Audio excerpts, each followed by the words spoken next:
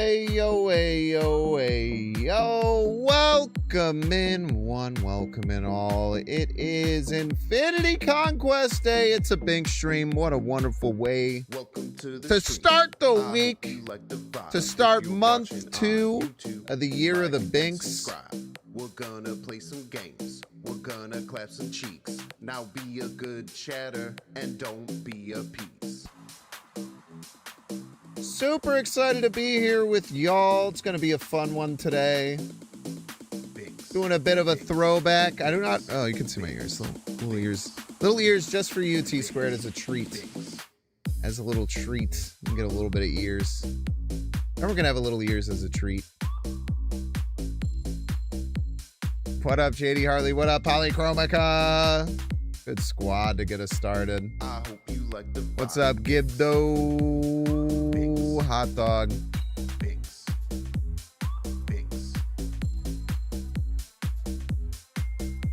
Hot dog. Hot doggy. To like and subscribe.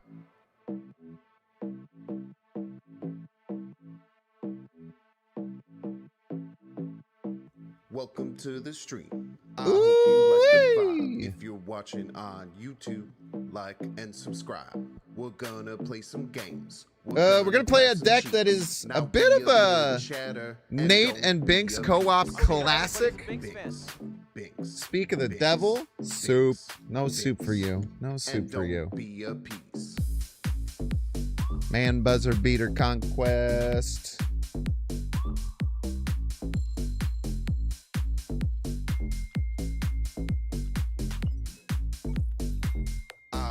Like the vibe, Binks. We love a little butter beater Conquest. Little bread, little soup, little hot dog.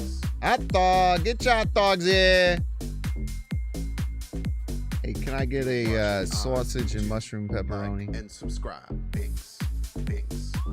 Spent my weekend building an OBS overlay to show Marvel Snap emotes from Twitch chat. That's pretty based. Currently 390 running Surfer. Can you play some Surfer? No. I hope you like the vibe. I can't, Binks. unfortunately. Binks. Like and subscribe. Binks. Good luck with Surfer, though. Binks. Like and subscribe. Literally impossible. I will say there's a chance that we will play Surfer today. However, he won't be added to the deck. But there is a chance that we play him. There's always a chance. There's always a chance when you're playing Erisham. What's up, Nate? We're in here. Hello. Hello. How's it going? How's it going, Binks? How's it going, chat? How's everybody doing? Dude, I'm super well. We had a nice little catch up as we do to get things started today. So can't complain about that. It was a nice little catch up. I am excited to be playing some Marvel Snap with you, buddy. How are you? I can't complain. And let me just, as a brief recap, I will, I guess, give you guys a little bit of advanced homework. I'm gonna be asking for media recommendations. Don't give them to me now. Do not give them to me now. But I asked our good friend Binks here for some game recommendations, and I forget.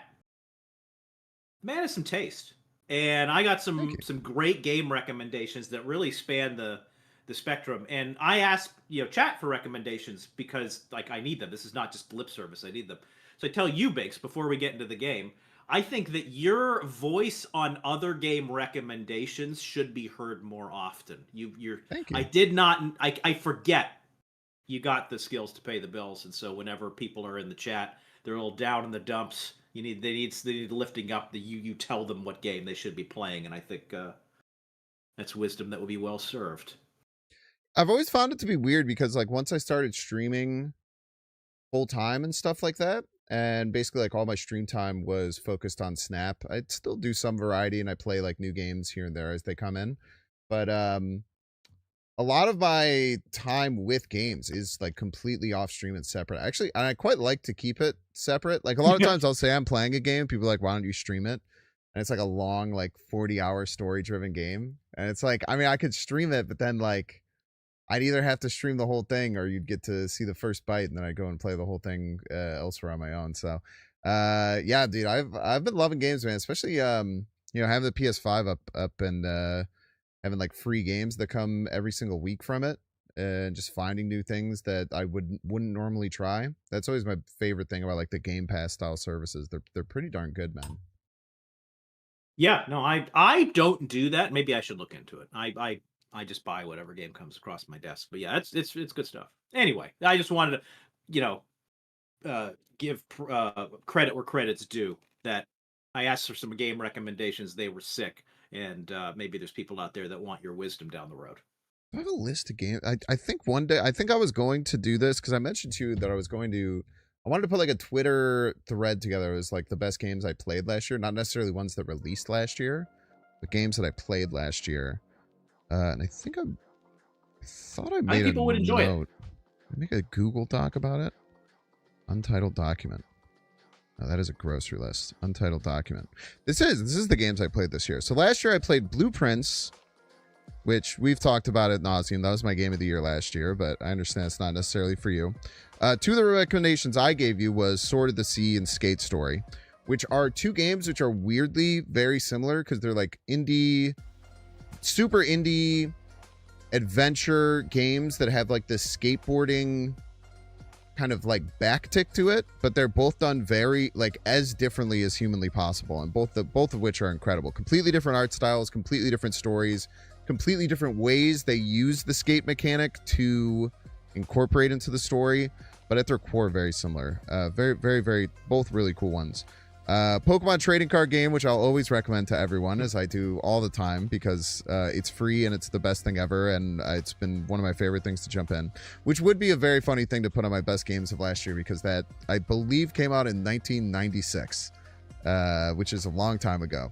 But presumably there's new cards, right? Like you're not playing the same set of cards, so you got that. Yeah.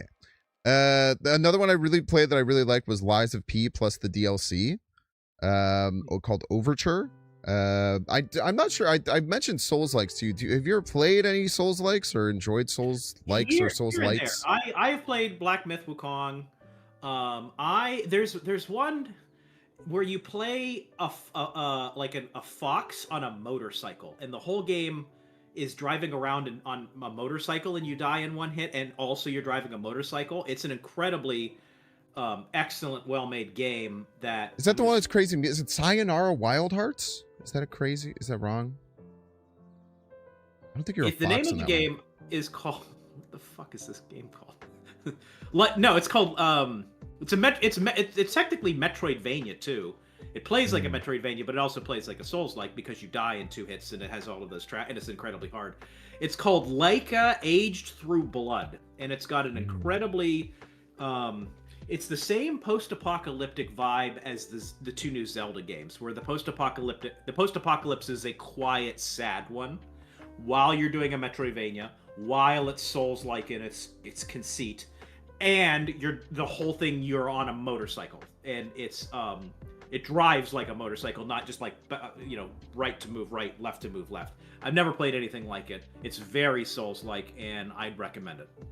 Very interesting. I'll have to put that on my list. But yeah, Lies of P was something I dug into and played the crap out of. Amazing game, great bosses, awesome story, cool aesthetic. Another one that was crazy. Have you ever heard of Harold Halibut? No, you're embarrassing. No, but I'm Googling this immediately. It's the very weird game. Harold Halibut is a game that is made completely using handmade models, stop motion animation. Oh my god, I love this. Created together. I love this. It's a little long. I think it drags on a little bit longer than it should. But wow, that game was crazy, man. It is one of the most artistic, like, insane experiences I've ever been in. Playing the game feels crazy with how it all works and how it moves around. I love, and this, as an aside, we're talking.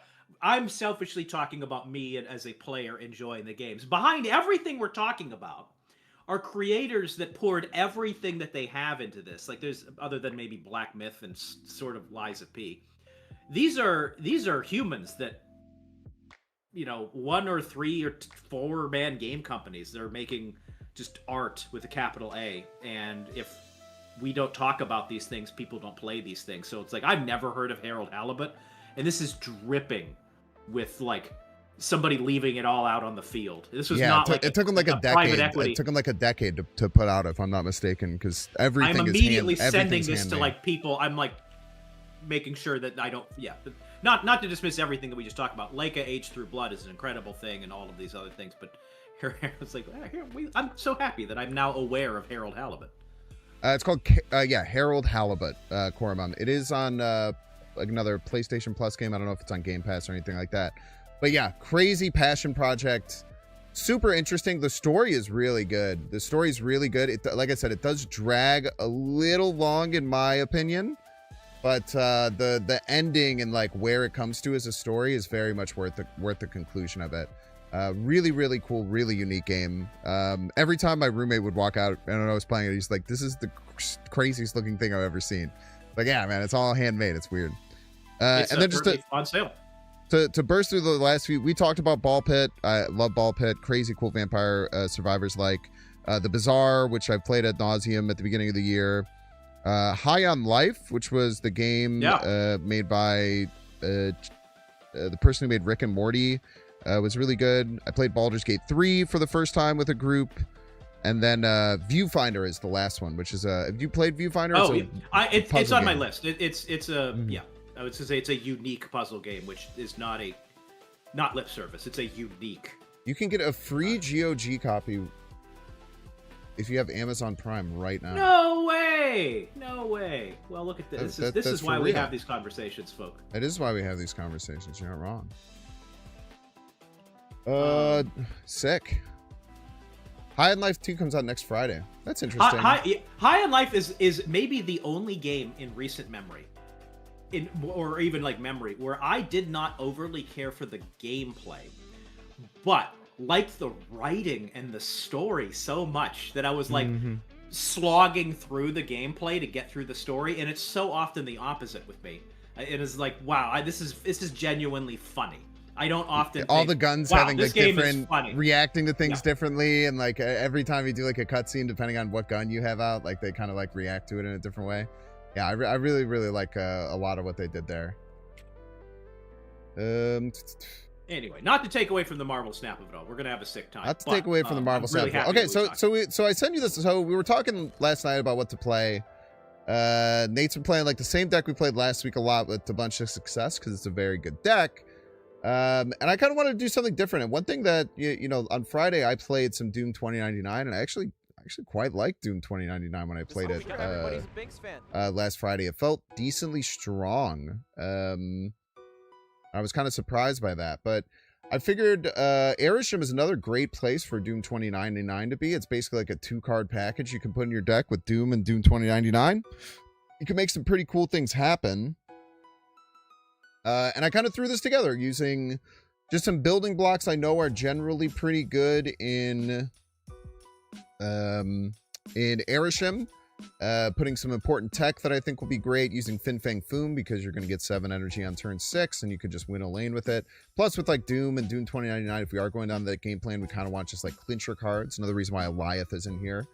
Then we have the Legion as, you know, just one of my favorite cards. Shadow King Juggernaut, Cosmic Ghost Rider, Eliath is kind of like our tech package. And then Cersei in there, because I think Cersei actually is pretty darn good with like Doom 2099. Like if you don't have the Doom and you like get a couple of Doom bots out and you can turn them into 5-drops instead, it can be pretty darn good. So yeah, to expand a little and go past, what we're looking at here, is a bit untested. Well, it's both very tested, but a bit untested. Arisham kind of is the same every passing month and throughout the metas that Christmas past and Christmas future.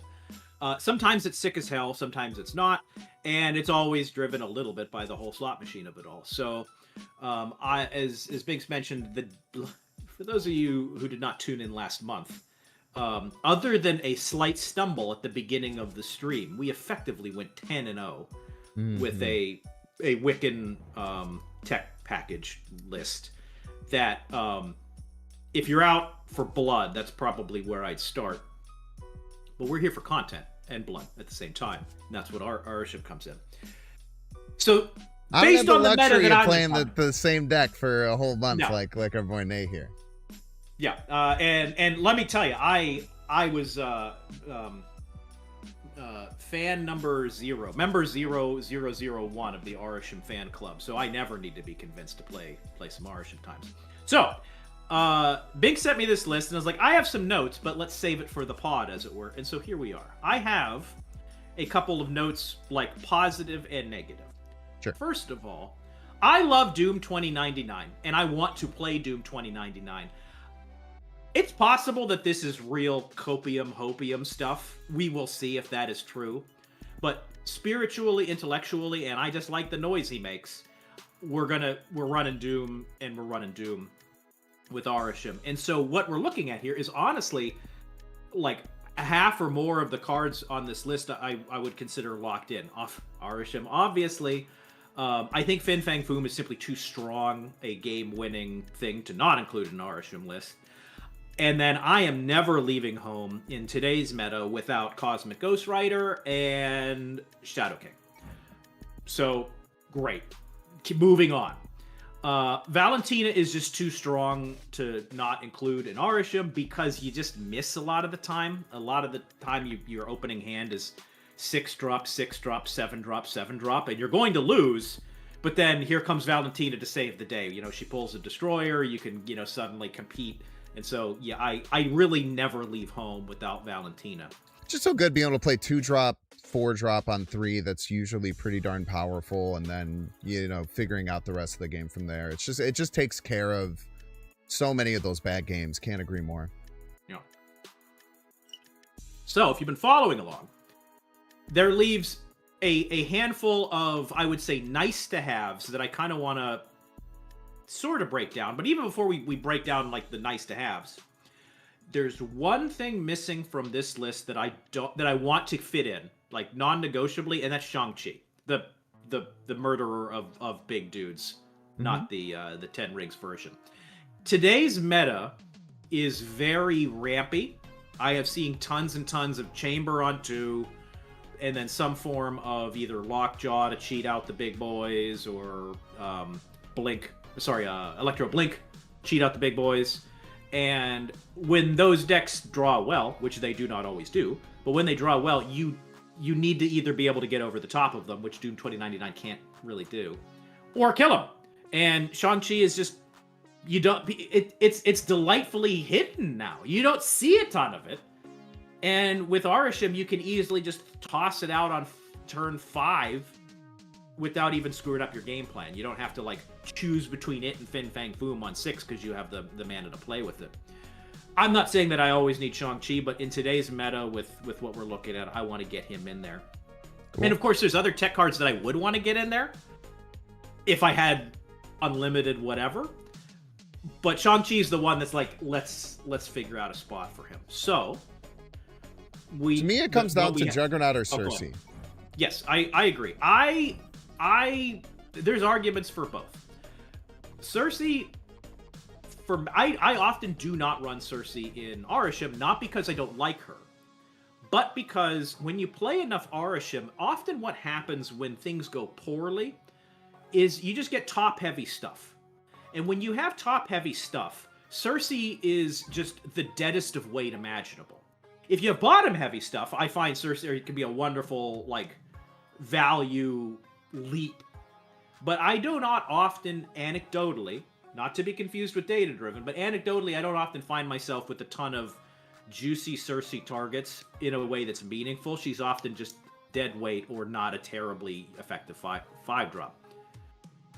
That said, she can be, when she can win 8 cubes. There's just no arguing, the magic of that burst. And kind of the same thing with Juggernaut. Juggernaut is almost I like Juggernaut a bit more because, frankly, you can run a tempo Juggernaut on 3 that can really end some lives. You're not going to necessarily snatch 8 cubes when you do that, but there's nothing more annoying for people wanting to play a certain card on 3 and you just do a beautiful on-curve Juggernaut that just puts them into the wrong lane or whatever. So I agree. Let me kind of take one step back. I agree that Juggernaut can go and Cersei can go and I would be more inclined to cut Cersei to make the deck a little bit more consistent. Here's one additional reason. So I mentioned the Doom 2099 reason, which I think is actually like very strong. Like being able to play Doom 2099 on 3, then you play something on 4, then you have these 2 Doom bots, maybe don't have Doom, and then you have Cersei, and like they land in the same lane, or even just like Doom 2099 and one of those bots is in a lane. Like Cersei in that lane is pretty crazy. Like just getting a bunch of random 5 drops is nuts. The other big reason, and I kind of found this once they released Weapon H, is that we can play Doom early, right? We don't have to play Doom on turn 6. We can play it on turn 5. It used to be turning a 5-drop into a 7-drop was kind of whatever. However, nowadays, you have a 2/3 chance of getting Fin Fang Foom, Weapon H, Dormammu, or Scar. That's a great point. That's a great point. Crazy. It's so... Once Fin Fang Foom came out, it really made, like, upgrading those 5-drops or 6-drops pretty nuts. Like, sometimes you still get Galactian Erisham. Feels kind of bad, but, like, Fin Fang Foom, you win the game. Weapon H, you're turning a 5-power Doombot that's +9, +8, +7. I really think that with this style of deck, I like how Cersei can potentially work with these cards.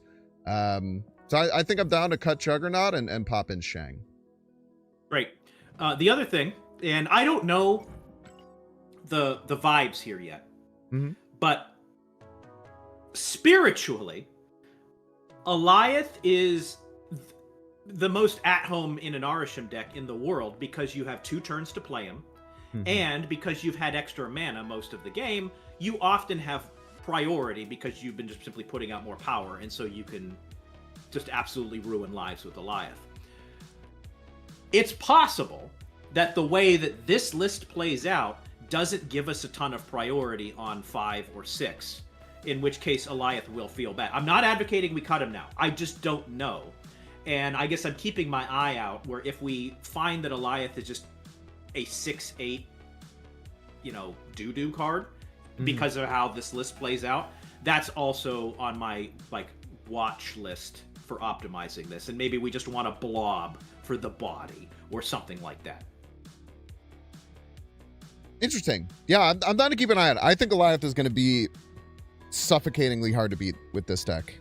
Oh, yeah. I feel like if you get Doom 2099 on 3, you get any sizable card down on 4, now you have 2 Doombots that are growing every turn. You get something going, especially maybe if you follow up with Dr. Doom, then you're well ahead. And I think Alioth is just I wanted Alioth I think Alioth or Juggernaut kind of do similar things where they kind of like checkmate our opponents in ways. Yeah. And I think that cutting both of them would potentially put us in some bad spots. So I agree that we should keep our eye on it. And I think that those are valid concerns that might be true. But I do think that having like a clincher card like that is going to be really, really beneficial for us when we get our Doom 2099 game plan. And, let's say on turn 5, we end up playing like something like a Shang-Chi or like a tech card or something like that to flip it, get priority. Then they're super down big in one lane. And then we can use Alioth to clear up the other one. So we'll see. We'll see. I definitely agree with keeping it on thin ice. Anything I want to play in particular? We could do the signature. I always do the signature. Actually, I haven't done Big Eyes Lockjaw in a while. I love Big Eyes Lockjaw. Great. And note for the people at home, what you are about to see is going to be not unlike a slot machine. And you're going to see some games that we send opponents to the Shadow Realm in a way that is difficult to comprehend and is borderline illegal cyberbullying. And then you're going to see games where our opening hands are just nothing but 6 and 7 drops. And it's like, what are these guys running the world's worst deck for? It's very easy to forget the Arisham of it all as you plan out your next season's climb. What you see here today is maybe not what you're going to get in every single game, for better or worse. I wasn't in enough gold to start a conquest. I've fought 4 left. We have to get a charity going. First it was the food bank, now it's Binks' Infinity Conquest runs. Just went on a 10-0 tear with my Lindley Bastion deck. Absolute heater. Thank you, man. I was really, really excited about that one. Have you seen this list? Oh, dude, I thank you for bringing it up. Let me make sure I get this right in the. I guess it might have been YouTube chat. That was my backup, by the way. If we run into a very unfriendly Arisham meta, which is possible, I have not. This is not tried or true. If it just feels bad, I was pretty surprised by the numbers I was seeing with, Moonstone boosting a Goliath or a pretty Carter. nuts, right? So yeah, in watching this at the beginning of that YouTube video, which by the way, chat, I invite you to check out after you're done watching this stream. I was like, this is fun content, but not something I would ever bring into Conquest because of my own personal proclivities. By the end of that video, it's like, should we play this in Conquest? This is deeply consistent and shockingly big numbers.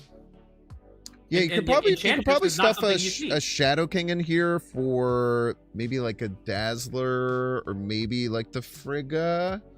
I really liked having I was so surprised at how much I liked having Frigga, Bastion, Moon Girl, because it seems crazy. It seems stupid. And there are games where you draw all three and you're like, all right, well, what do I do?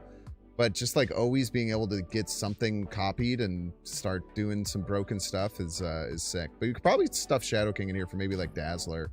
And that would probably make it a bit more Conquest worthy, because Man Spider is a deck that's very hard to beat with this. Just because it can, make an infinite points, and we have no tech. But anyway, let's get this road on the show, or whatever they do say. Thanks for hanging out with our chat. I hope that we love chatting. You were enlightened. I'm excited for these games, but I'm happy that we talked through what we talked through. Alrighty then, man. Excited to jump in. Thank you, Melissa. Melissa's rooting for us. Appreciate you maybe called it out, but Vash gave you a tier 3 resub. I did. Thank you. So I was literally going to say something and then I get locked in. Thank you so much, Vash, for the tier 3. This deck looks like it's missing Galactus. Unfortunately, no Galactus today. Thank you so much. And thank you for reminding me, because I was like, I had it open and I was going to wait until after our conversation died down. I try and be a good co-host, but I cut you off. And then Flint Mike. Yeah, Flint, thank you so much for the Prime. Flint Mikai, super appreciate y'all. Hope you guys are excited to jump in for some Arishem action, a classic. I use a fresh border. We will when we get to the final game. You have to earn your shot, fortunately. Okay, I tell you, I briefly got so a couple things. I got excited when I saw Onslaught Citadel, because I'm like, oh, we're running, but we're not. That was the list that you're running yesterday.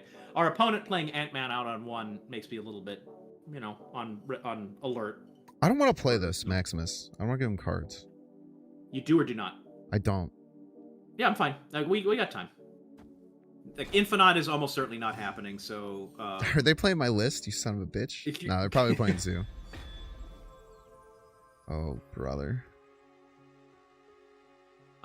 So what is their hand size at this point? I actually don't know. I'm gonna have to restart the game.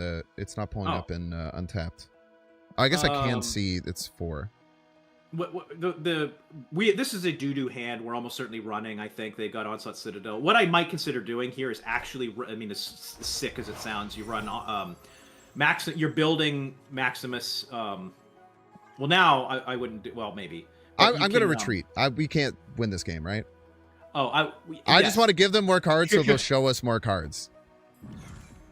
That's the next level Conquest. I love it. Yeah, and I mean, if they're not snapping, they're not snapping. But 2 turns ago, had our hand not been so doo-doo, had we not definitely been retreating, I maybe would have played Maximus on Valhalla so we get a couple of bites at the Cersei apple.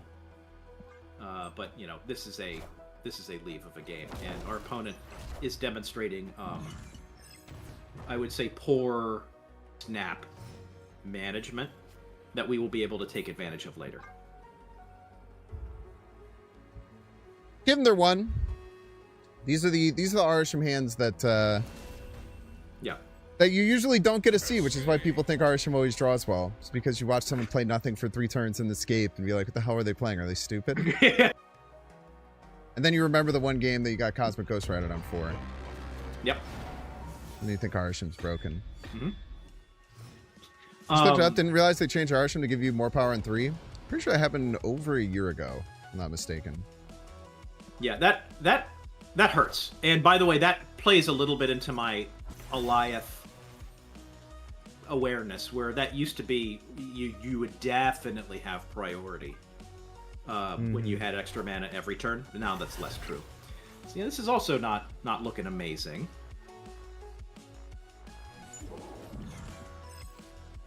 There's some level of potential here. Yeah. I'd rather play the I'm just thinking Valentina. about. Yeah, I agree. I'm just thinking about how. Are we going to try and compete middle for like and grab a Magneto out of there? But no, they're just playing this like pretty standard. I have Ultron. Oh hey, welcome to the party, Agatha. I mean, honestly, that was going to be the exact play I would make. That's the play. That's the play. This is also probably a. This is not shaping up well. I don't see a ton of. Is that a randomly generated sentry, or is that a card that they are running in their main deck?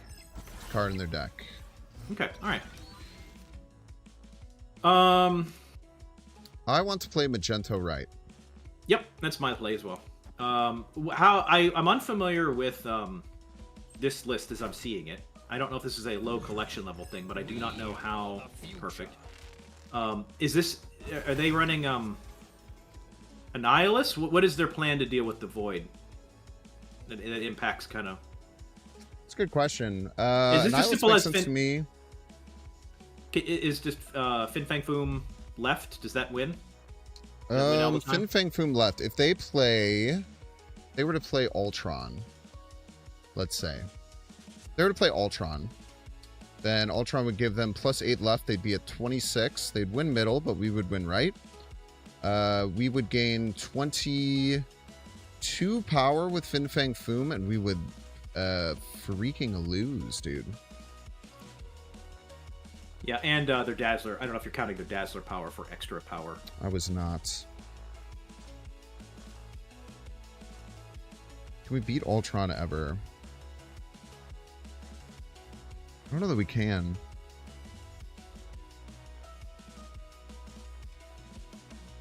Well, I guess, wait, I mean, Dazzler going up doesn't, well, because it would go up after as well. Yeah. We get one bite, or one tick, not 2 ticks of the whatever. Yeah, I'm happy to run here. If I have done not the math, if the math is not there, Yeah, then we can't beat Ultron. If they play Ultron, we always lose.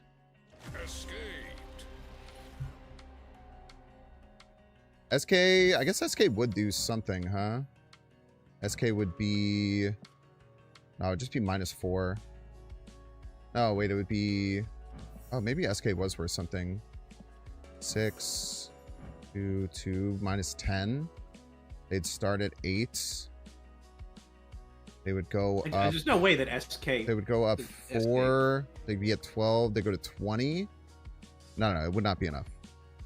But it is something we should have checked. That's a good point. Yeah.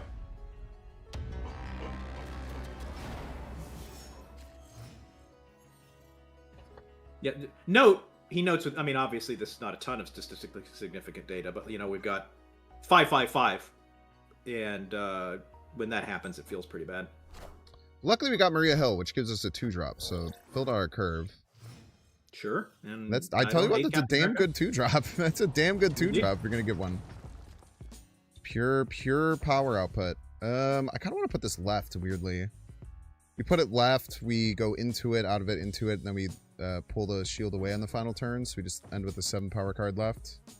Sure. Seems pretty relevant. Cosmic Ghost Rider should do some massive damage to them. Yep.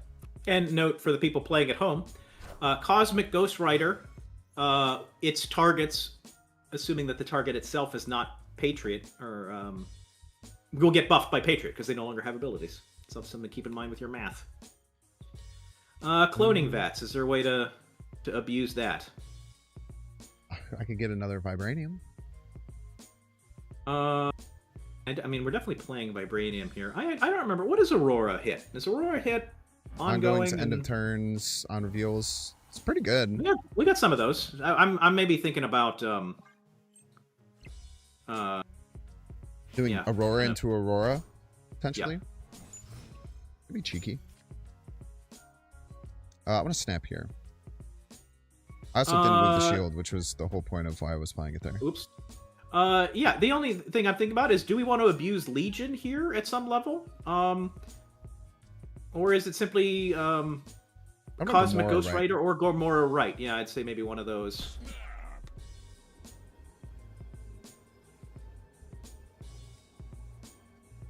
I definitely don't think they wanted to pass on turn 3, so...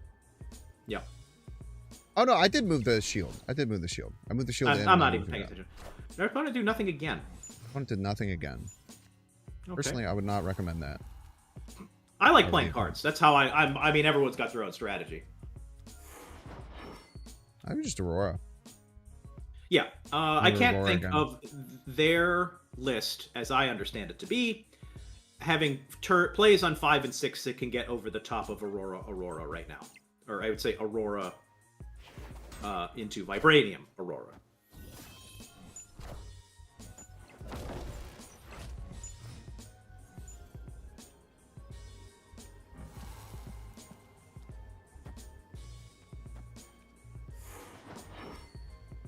And confirm that this beats Ultron. That's just the only thing I ever think about in this situation. If they play Ultron in a... Defo beats Ultron. Did they snap back? Question mark. Sure did. Hmm. They're not getting over top of right. It's going to be at 28. Left is going to be at... This will be 4. This will be 11. This will be 4. We're going to be at like 19 left. Their Ultron is like 8 left.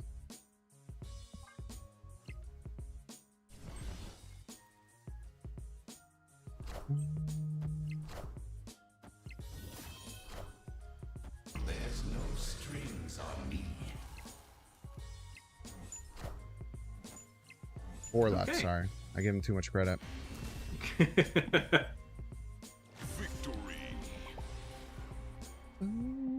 Crazy snapback. Crazy snapback.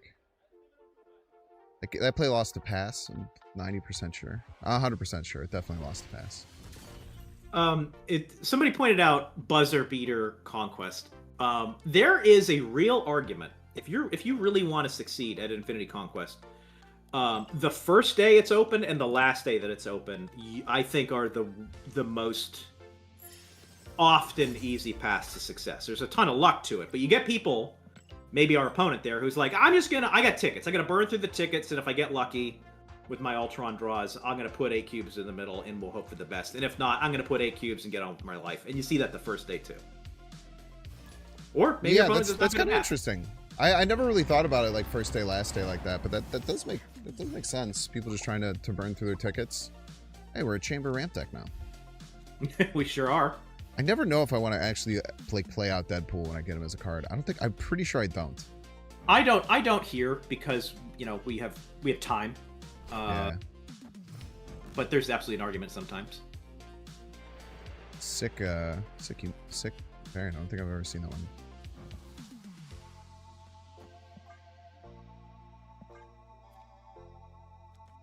Reason to play right there. Leave ourselves open if that's a nightmare situation.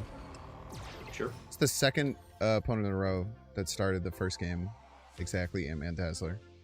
That is weird. It's a little weird.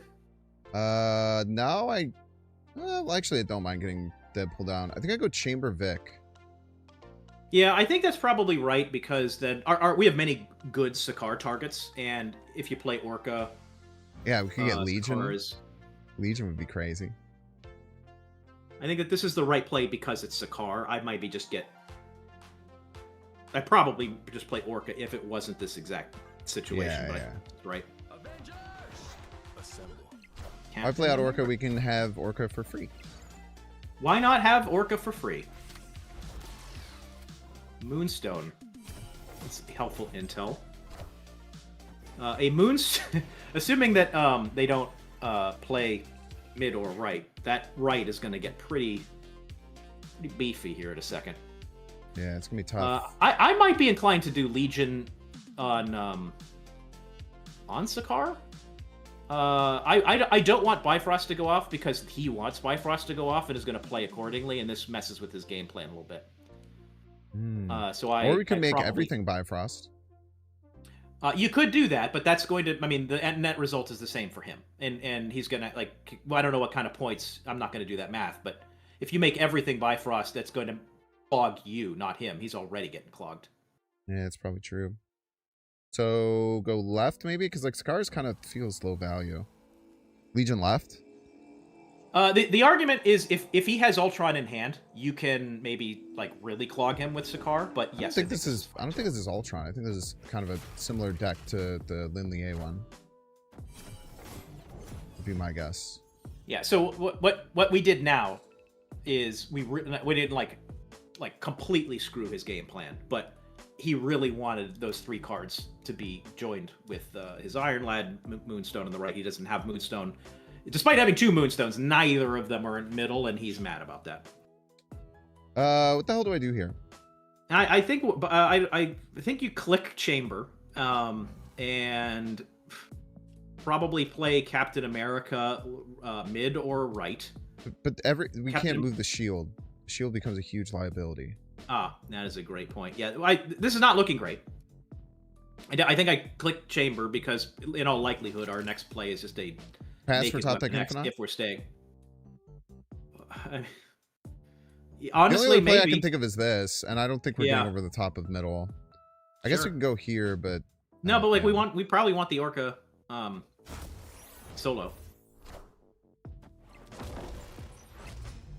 They're probably gonna do like Mystique on this Moonstone type situation, I would imagine. Do we think that there's a permutation where Weapon X left wins the game? Oh, yeah, it just depends on what they can do right, which is tough. And this is just the difference between 1 cube and 2 cubes. I think that is enough of it. Yeah, if he were to snap, I would leave here, but I think that this is going to win enough times. Yeah, great. And I know a lot. Right, game. Could SK after the shield move? That's true, I could, but then we'd have to play the SK and we couldn't play Weapon H. Weird game. Weird game, I like it. Okay, so just a kind of funky spectrum with... I wonder if they're a Doom 2099 deck. Could be. Iron Lad. Could be, right? Yeah, I think that's a... Moonstone makes me think it isn't, but everything else... That's a way I think they could buff Doom 2099 is make the Doombots 3 drops. It's so funny how they keep buffing Doom 2099 in the dumbest way possible. They They're just so keep terrified. giving him a power, man. Giving him a power. Yeah, what's happening, chat? And I'm not defending the logic, but what's happening is Second Dinner is terrified of overcorrecting and making an oppressive Doom 2099, dictatorship. But what they're doing is just stupid. It's just ridiculous by undercorrecting whatever. So yes, I think that's probably fair. Hate this, man. Yeah, I probably just run out Mockingbird and get real excited about our Shula. Shula got so much worse in this deck. Ah, look at us with our good recognition. Oh, I was gonna make a joke that I also in this meta very much want to get Stardust in lists, but that would be a very funny card to include in a Doom 2099 list for obvious reasons. So yeah, that makes sense. I think Cosmic Ghost Rider all day.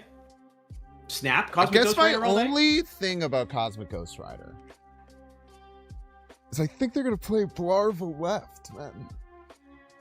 We could do it next turn.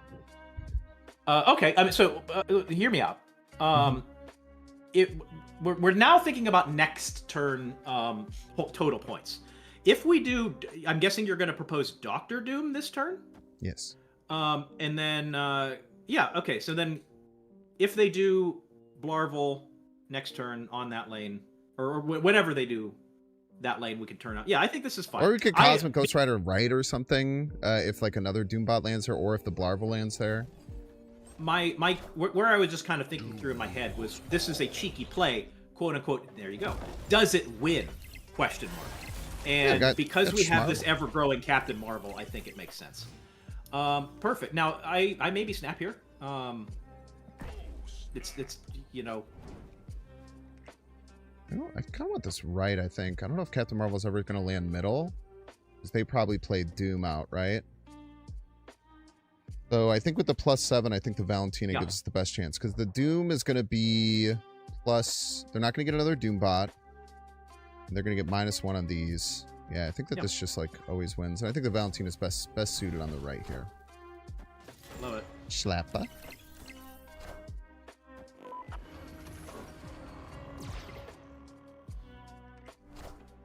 Imagine having to play your Doom on turn 6. Fing Fang Foom could go mid. I did completely forget that. You're not wrong.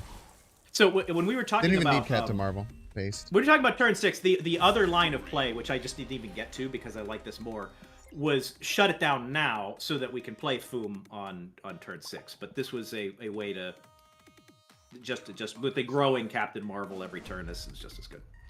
Yeah, Captain Marvel on 3 that gets bigger was kind of super clutch there. Haven't drawn Doom 2099 a single time for the record. Not one time. Not even on turn 7. Not even once. Shout out to Delaran Aspirant. Is that the card that I always copy when Spectrum says knowledge is power, and then I say I know a lot? That sounds correct. That sounds like correct.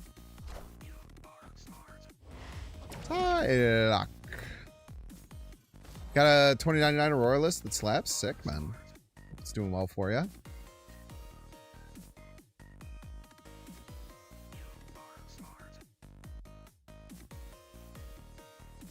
Airwalker, Ghost Spider right into Legion middle. Into maybe win the game. Or maybe Hydra Man into Legion middle one drop. I think that what you're we're not necessarily committing to this line, but yes, I think that is a let's set it up.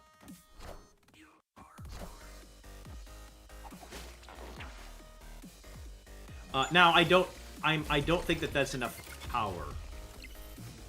So hang on, let's just hear this out. We think does Legion mid win the game here? Is that ever the case, or we're not going to have enough points? I think I don't know, maybe. Well, okay, I don't like it. I'm talking myself out of it because they're going to play, if they play anything mid, which they will. If their Doombot goes left, we just lose the game. So I think the Cosmic Ghost Rider is the play here. Yeah, I agree. Oh, instead of the Hydra Man thing? Yeah, I was just thinking. No, we don't have to Legion until next turn. We have a whole turn left. Right. This is I got confused with what this location was. It's not after turn 4. It's on turn 6.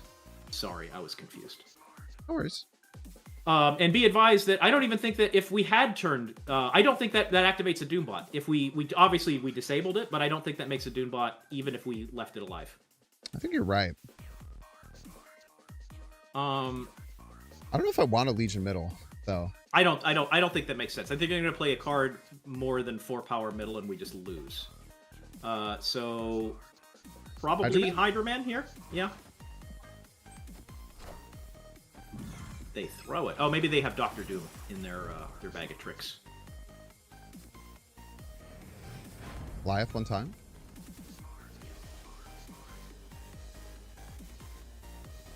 So,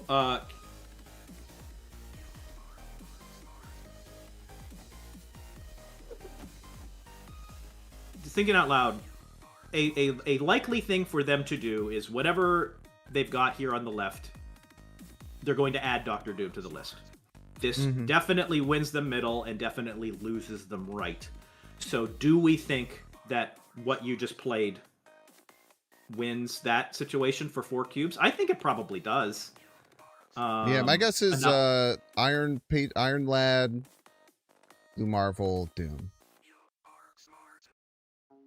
Yeah, I think. And if they don't play Doom this turn, they can't win middle, and if they don't not play Doom this turn, then they have to win right and left, or they have to win right and left, and that's very hard.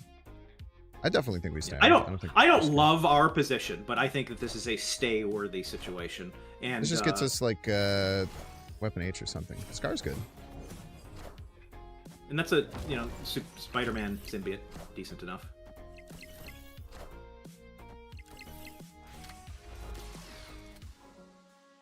Assemble. That'll do it. They lost to pass. They did, but they didn't know what their Iron Lad would become. I imagine many Iron Lad hits that causes. They definitely should have played Iron Lad first if they didn't have Mystique to try and get Mystique. Why is everyone losing to pass against us? I'm very confused. That's the second time we've won a game in 2 that we've lost to someone who would lose to pass on the final turn. Now, in their defense, because Saul Goodman, I want to call it out if they Were they hoping for that was Doctor a Doom? Maybe they're hoping for Doctor Yes, Doom. for sure. That was a respectful opponent. They were doing emotes in a very respectful way, and I have nothing but respect for their game. It just makes sense that they tried to get a better Iron Lad result. It didn't work out, and so it looks very silly. But there were outcomes where we got trucked for sure. True. Yeah, I don't know. They probably don't even have Mystique, but I was thinking if they were going for Mystique, they should have played it after, but I'm going to guess they don't have Mystique if that's the case. I think they were just praising for Doom. Then I don't even think Doom would have won. I don't know. Because they got a bunch of extra points for getting the Captain America. I don't know if they would have won that lane without it. Yeah, but to be fair, who knew we had a one-cost Cersei with the Mockingbird of it all? This Darsim's funny, man. What is our I feel like I maybe even seen this opponent before. They Also between games we have to turn it off, turn it back on. I need my I probably put oh geez. Are we trying to hold Ghost Fighter to get to I think that makes potentially sense. Get out of Raft, yeah. Yeah. So this is the first time we're seeing this, I think, but this is the list that I just am seeing a lot. Well, our hand is doo-doo. I think. Do you know? I think we probably want to try for Asgard Besieged. I think that. So there are two plays, are either Luna Snow or Electro, both of which beat Ghost Spider, right? Which is why I kind of refuted it. Yeah, but if they play it on the Raft, we'll feel very stupid because we could then have a free destroyer, and I don't know if we're going to win the Raft anyway. Sure. Okay. Well, you look smarter then. That's fine. That is funny that they have killed their own chamber. Their destroyer will go in the front. We can foom it. We'll be chill. I love it. You just need to win some other lanes. Just need to win some lanes. I just need to win some lanes is all. I like Abomination to keep ticking our Mockingbird down. Yeah. And we definitely don't want a Legion on the Raft, because then they play a card on the right and get the free Raft for free, yeah. Alright. Made their lane Foom proof.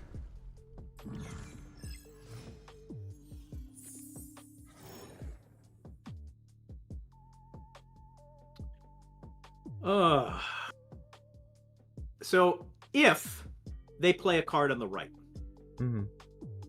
we are going to absolutely want to play Foom on that lane next turn, because that's how we win the game. Knowing that, is there a way that we can win Raft at all? Is it what do we do here that allows us to win the game next turn? I don't see a ton of paths to that, particularly how they're about to pick up the Raft. Yeah, you could do Foom this turn.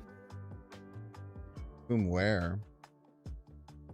I'm inclined to not quite leave the game, but I don't even want to show our good shit and just Mockingbird Venom and just see where we're at. I don't know.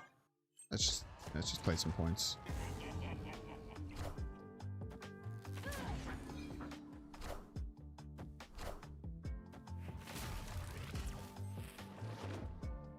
Yeah, we are out of this game. Ludicrously cooked, as they say. Good snap by the opponent. Yeah, when this deck cooks, it looks like cheating. I played a lot of this over the past. I had I guess 9 games, and of my 9 games, 5 of them were some version of this. Yeah, it gets pretty nutty. I do think if we had Ghost Spider left and gotten a Raft card, maybe we have some semblance of a chance, but I really don't think it would have mattered. No. I do like your idea, though, play Ghost Spider right in case they went for left to try and build the rafts, because then that was another way for us to win. That's probably more likely if that happened that we would win than if we had played Ghost Spider left and we had gotten the raft, then we would have won. So I think your call was probably correct there. And we just needed to draw better cards and not have Luna Snow, because we were the plan was halfway there for sure. Why not get the right raft? So we could have played Legion left, Mockingbird right to get the right raft. Yeah, I should have done that. I was already kind of accepting that we were retreating, but that is the right way. Did we have the mana for that? We did, yeah. We played them both left. I didn't clock that we had the mana for both of those. Why don't you guys just draw better cards? It's a great point too. Really good point. I should have considered that one.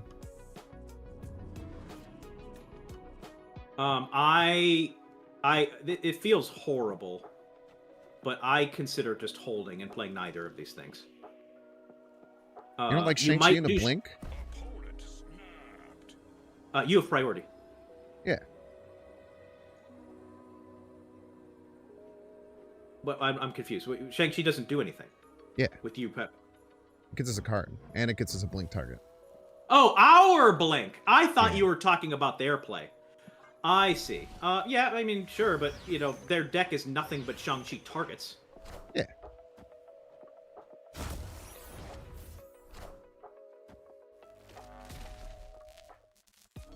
You're not wrong. We can Shadow King there later. We got plays. I'm thinking blink left into probably Doom middle. I certainly like blink. I like blink middle because it gives us Cersei options if we want to go that route. Mm-hmm. The alternative being what, Shadow King left on this turn. Yeah, I think we just take the blink. Blink can give us a pretty crazy card. Yeah, I didn't realize that he snapped. I would have advocated for us leaving here. Probably, yeah. I think leaving there was probably correct. I think that's totally fair. I am Iron Man. Ooh, he's playing an Iron Man version. This is something that I pushed for like crazy. Yeah, I think we just have to win the Cersei lottery here. When this deck cooks, when our opponent's deck cooks, you need to be able to either put up the largest numbers in the universe or kill their cards. And presently, we don't have a great way to do either of those things. Yeah. If we get a big enough Cersei result now, it's possible that Shadow King Kyera next turn, Shadow King left and then Kyera somewhere. I think it's just Doom. I think we just spread some points around. Plus, then that gives us, if we get a card to play with Cersei, the Cersei gets crazy in every lane because it has, you know, a Doom that can upgrade. I think that we are for sure doing Shadow King left next turn. Because you think I just don't think we ever like. How does the Shadow King left doesn't even win, right? What is it? Is he we need Shadow King left and immediately already 7 more power. I agree with that logic of let's get some points over there, because the path to victory is Shadow King left, and if we can't make that win, then what are we even doing? Mm-hmm. So yeah, I like that. Man, bad time for Doom to be in that spot. Yeah, Yeah, I think we got to run. Yeah, I agree.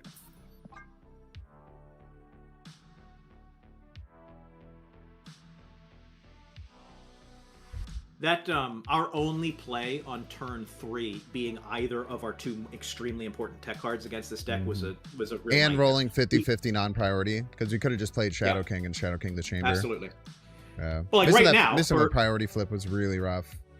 For just conversation making about fighting against these decks, because you're going to see them a lot in this meta. Having 7 mana to be able to play Shadow King left, Shang-Chi middle is backbreakingly powerful. And I don't think that we should have played that differently, but we would be in that position sometimes, and I think that's really cool that we have a fighting chance against them. Yeah, I feel like on 4 on 5 we could have tried to float the Shang middle if we had kept it to just yeet at something, but yeah, that just felt really bad. And people in chat are correct. We've literally never drawn Doom 2099 a single time. That is an accurate statement. Okay, nice that we have a free Shang target.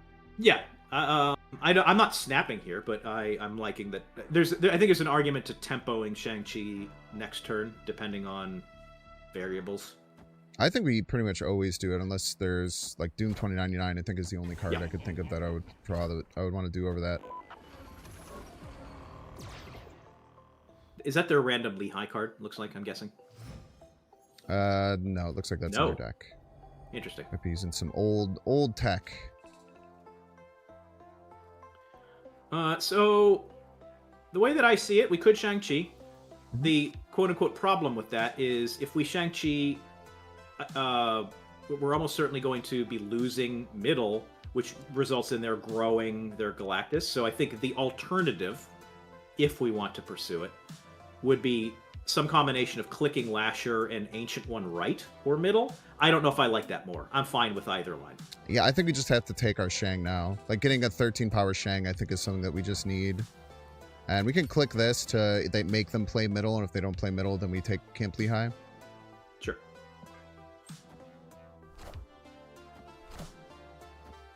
Power must be controlled.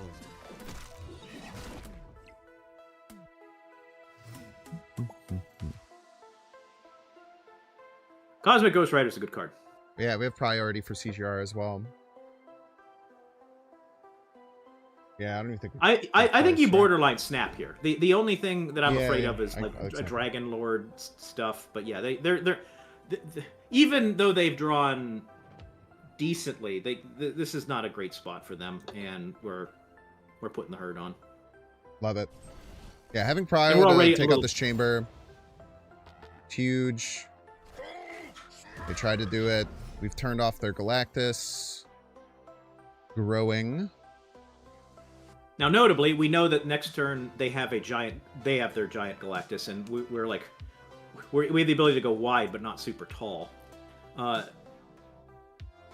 think it's Doom. How are we winning this game? Is it? I think Doom is adding. I don't know. They haven't ramped. It's important, so they can't play Foom. Yeah. They're going 5-drop and a 6-drop. They could try and blink this into Foom, I guess, but that's not even that big of an upgrade. What other impactful cards might they play this turn?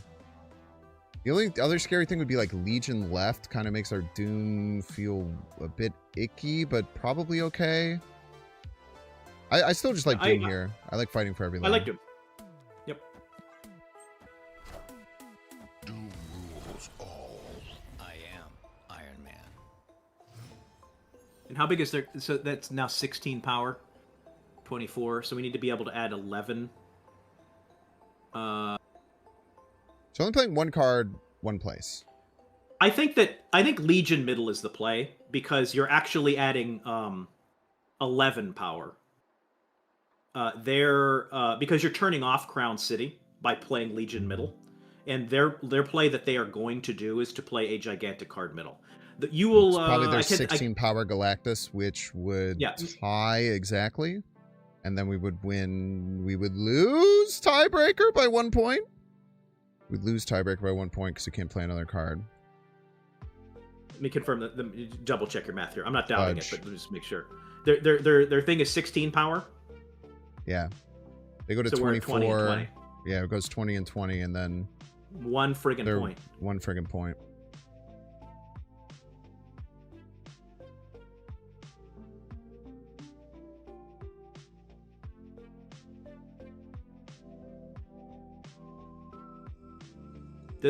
And Legion on Crown City doesn't get us there randomly. No, that's just I don't see it. I don't see the path to Wow.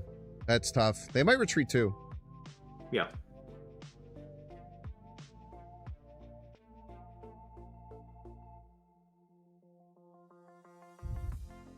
Might have end of turn bug. Yeah. A card that I often like to put in Orisham lists is Lady Deathstrike. And this is obviously very results-oriented thinking. I don't think that we're in a Lady Deathstrike meta where you would want to put that in, but boy, that's really nice. That she'd be a nice card to have, and I'm just kind of saying it out loud. We're also supposed to be drawing Doom 2099 these games. Have you heard of Doom 2099? That would probably have helped, is the card that we built our deck around to have drawn it a single time. Yeah, we are. This is just what happens with Arsham sometimes. Our opponent is playing a good deck and is drawing exactly what they need to do. We're just kind of hanging out. We're not. Just hanging out, everybody. Kind of chilling. Look at this great curve we've got here. We're drawing Arsham with some regularity. That's what you like to see. Legion left had a chance now. They're always playing Galactus middle. I leave here. I leave here. Yeah. I mean, I don't know. We're down to 3 cubes. We're kind of. Yeah. Well, this is the free leave, I think, if I'm not mistaken, or maybe I'm counting before the round 5 stuff. Yeah. Yeah. Yeah. Okay. So that we are down to 3 cubes. That is true, but it is the same. This game is the same. Molman! Now I snap here. I just want them to force them to have it, and or just take 2 cubes. we're so far behind. Whatever Yeah, happens. no, like they have the happens. ability to get to Death's Domain, and that's fine. But like this is where we need to be pushing at any kind of edge if we've got it. True. Yeah, we definitely have to restart Untapped. I don't know why it's not picking up a lot of the information that we're supposed to get from it.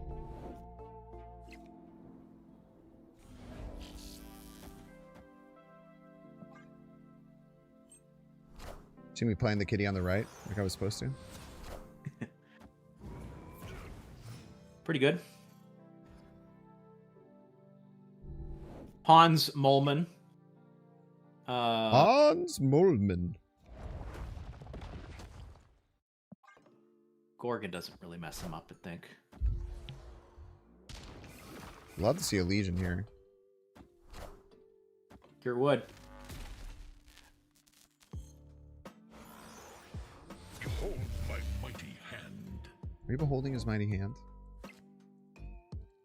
Doing Perfect. us a wonderful draw there. I Onslaught is scary with Ghost Rider. Or with Iron Man, but we could wait. Oh, sure. We're certainly holding Shang-Chi. So I probably, just gaming out the next turns. You're going to play Doctor Doom. That is going to happen over the next 2 turns. You're almost certainly also playing Shang-Chi, which is going to happen over the next 2 turns. Given that limitation, I think that you have to play Ghost Rider right now. Sure. Because the other like lines are not great. Now, we will feel very stupid if that's Iron Man, but like we're also... Already winning. Yeah. Whoa! Right in time. Bad chest! You can just Doom here? I think you have to Doctor Doom here, and if they don't play a Shang-Chi target, it will look ridiculous, but... if they don't play a Shang-Chi target, we're probably just... The other play is to do a... is to do Doom 2099 and just kind of hope we squeak over there, but this seems fine. And with any luck, that is a giant card that they are comfortable leaving alone. Yeah, perfect. Okay, so we Shang-Chi left, and then do wherever else you want to taste.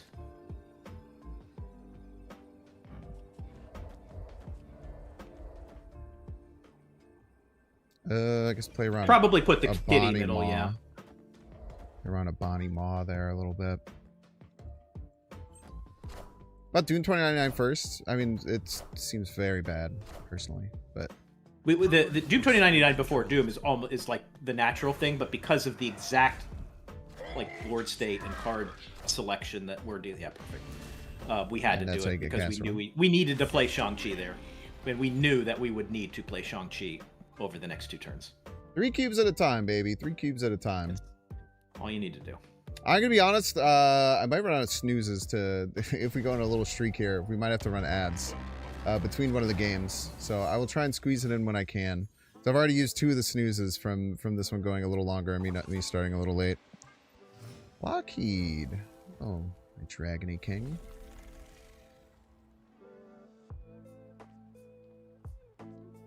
Opponent snapped. I probably just let it ride here. We're not in like an amazing position, but hey, why do we play this game if not to get it in there with Doom 2099 on curve? 2 games in a row. We'll call it a comeback.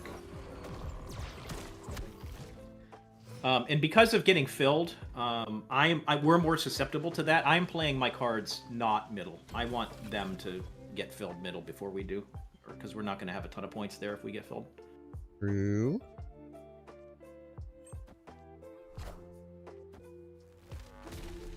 Electro. Perfect. And then just keep getting their bullshit pulled middle, and we're good. Then we're hanging out, man. I don't see any other line other than Cosmic Ghost Rider middle. And if you... So, just to kind of game it out, we're not playing Mysterio. Maybe Shadow King. So, but if we assume we're doing Cosmic Ghost Rider, we want it to be middle, because if we don't play it middle, we make a bot in the middle, and then one of our other 2 cards get pulled middle, we lost that lane forever. True. But that is going off of a that is playing around a 1 in 3 and a 50/50. So it's playing around a 1 in 6. And so if you want to do and like lean into the other luck of it all and do Cosmic Ghost Rider right, which I think is fire. It's like turning off their Electro seems stupid, but if you want to play They're for the turn raft it off as for silly sure, as it right? sounds. Yeah, or War I kind of Machine want or to just something. Shadow King right. Because they're That not going seems to play fun. Chamber. Chamber's Honestly, yeah. really the I only agree. super scary card. Yeah, and we can hold Ghost Rider for some kind of miracle Iron Man stuff that they're not going to see coming.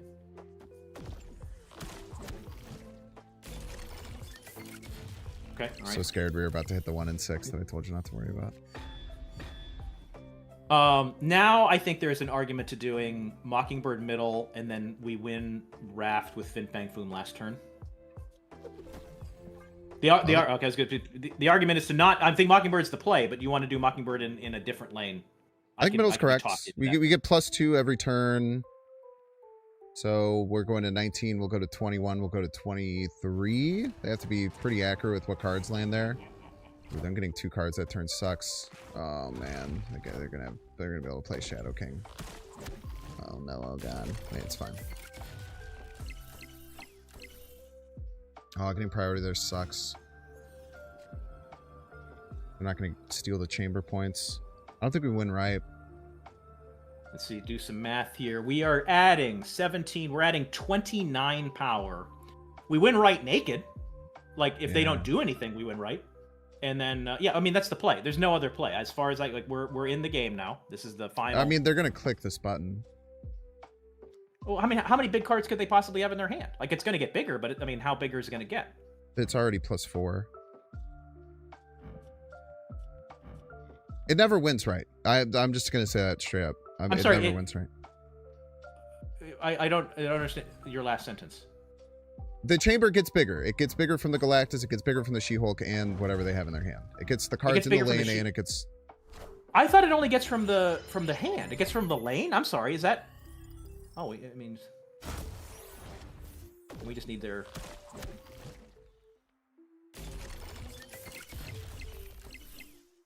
Shit, it would have won. It would have won because the She-Hulk got pulled. I guess I wasn't paying around.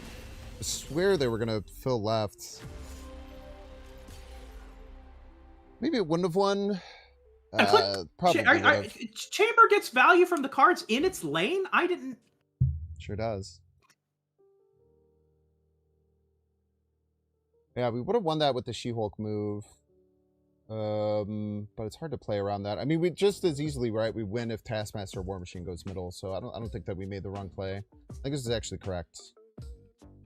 Yeah, no, I don't. All right, chat, sorry. All right, chat. We're gonna take a 3-minute break. Don't see ads. You can pay $6. Check to see if you have a Twitch Prime subscription available by clicking the subscribe and use the little Prime toggle. If you're watching YouTube, make sure to like and subscribe. If you're watching on Twitch, make sure to follow. See you in 3 minutes. That's crazy. No idea chamber work like that. Yeah, it's very important to play your 5-drops in the chamber lane when possible. That is great intel. No, the way that I interact with Chamber, I don't play that card. I play against that card, and so whenever it's on the board, I either Shadow King it or just don't play in that lane. You need to get Untapped to work before we get back into. Thank you. Yeah.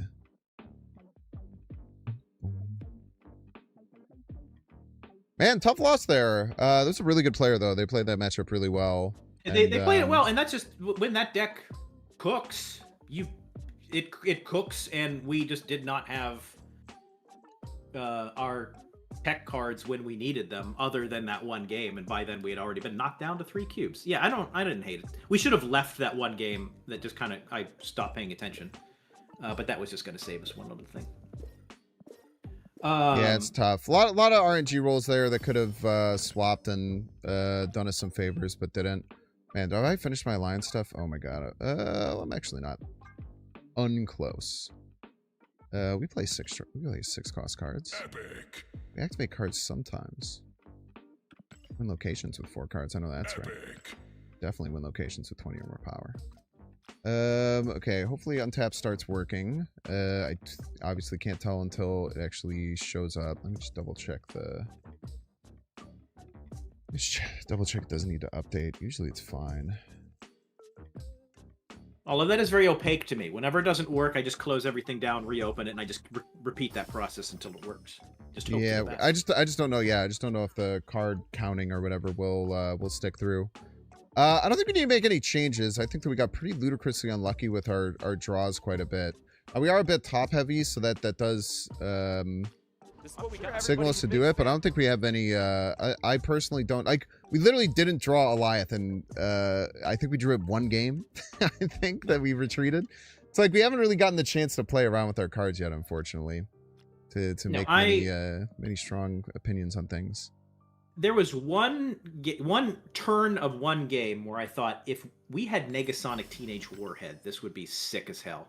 And then I thought, just slotting that in doesn't make any sense. But other than that, I'll be back in 30 seconds. While Binks is gone, as we do, chat, I would like to hear media recommendations. I want you to share with me, Binks, and the rest of chat, games that you've played recently, or TV shows that you've watched recently, or movies that you've watched recently that you enjoyed. And would evangelize and recommend to the rest of the class. To start us off, 1 month ago, I asked this question, and at least one person, I think this was backed up by others, recommended an anime series called, I believe it's Gachiakuda, which I looked up and translates into, quote, this is true, legit trash. The name of the anime is Legit Trash. And I fired up Crunchyroll and I watched Legit Trash, aka Gachiakuda, and I really enjoyed it. And so that is my recommendation. Thank you, Binks Chat, last month for Legit Trash. Oh yeah, Wonder Man. I really don't even know if I liked Wonder Man. I watched all of Wonder Man, but I love that it exists. It's the Wonder Man is the new Marvel show on Disney Plus, and it is not like any Marvel show that I or you have seen before. It's very atypical in a way that I think is healthy for the Marvel ecosystem, and wonderfully acted by, honestly, two of the best actors of their respective generations. Pretty cool stuff. The scene or the episode where they like go into who the doorman was, with the guy who played Olaf from Frozen. Josh Gad as himself. Incredible. Yeah. Incredible. Him in the club singing the summer song. It was amazing. I hope they release the remix of what is it called? What did you do in summer or something like that? I'm too old. Untapped, dude, the numbers still aren't working. That's very unfortunate. Just trying to update you best I can. 2K collection level.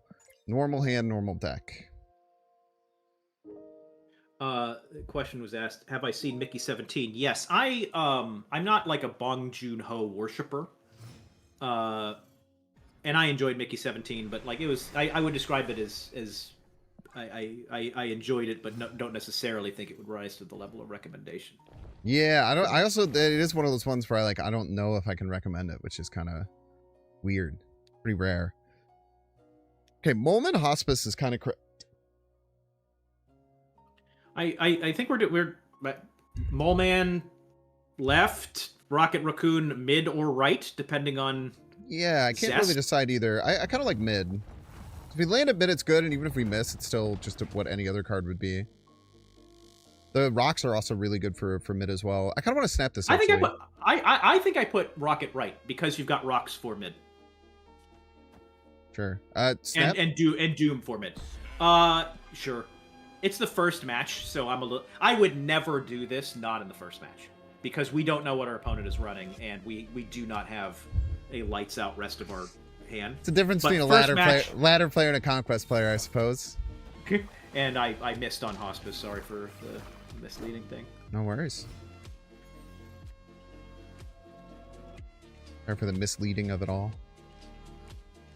Yeah, and Mama, I don't think Mickey 17 was bad, but like, people were like, "Oh, this is gonna be Parasite 2," and it was just not as good as Parasite.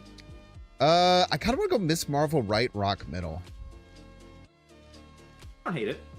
I guess the argument against is then we can't put any more rocks middle, but we're probably not going to put rocks middle. Sure. Yeah, I think we just Doom next turn and then Eliath, whatever weird combo they're trying to do. Yeah, what I want is to have priority right now because sniping an Eliath this turn, 5 or 6 is, I think, going to be key to victory. Donkey Rock. Oh, it doesn't change the number because it's a set. That's why. It's interesting. Yep, that's why I knew how that interaction worked, which is why I knew we were doing rock. Well, I wanted it to be. I thought it would get bigger. I thought it would go. Oh, to 7. Okay, I see. No, I did not know that. So you have priority now, and they have a ton of swarms in their hand. I think that there is an argument to dooming this turn, but I think there is a better argument to maybe Eliathing left. Eliath left. Well, they did snap. Like, if you want to adjust your thinking based on that snap and the confidence therein, I am. Oh, I love it. MODOK left makes so much sense. The other thing is they might do Dakin right. Is there an argument where they do Dakin right this turn? No, okay, you got it. Maybe. Maybe they do Dakin left?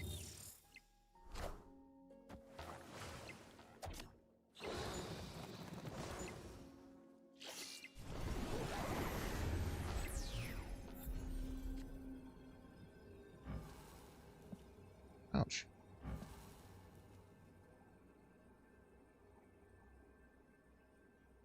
That's kind of scary. For the record, I don't think Hospice would stay right. I don't think that would be the case. They can move the Meek, but it's only actually 8. It's fake. It's smaller. So they maybe leave Meek right then, or maybe they don't know how that interaction works. Can you even win? I don't.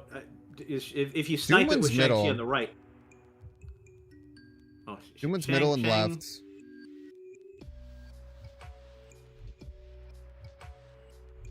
It only wins middle and left if they don't play anything, though.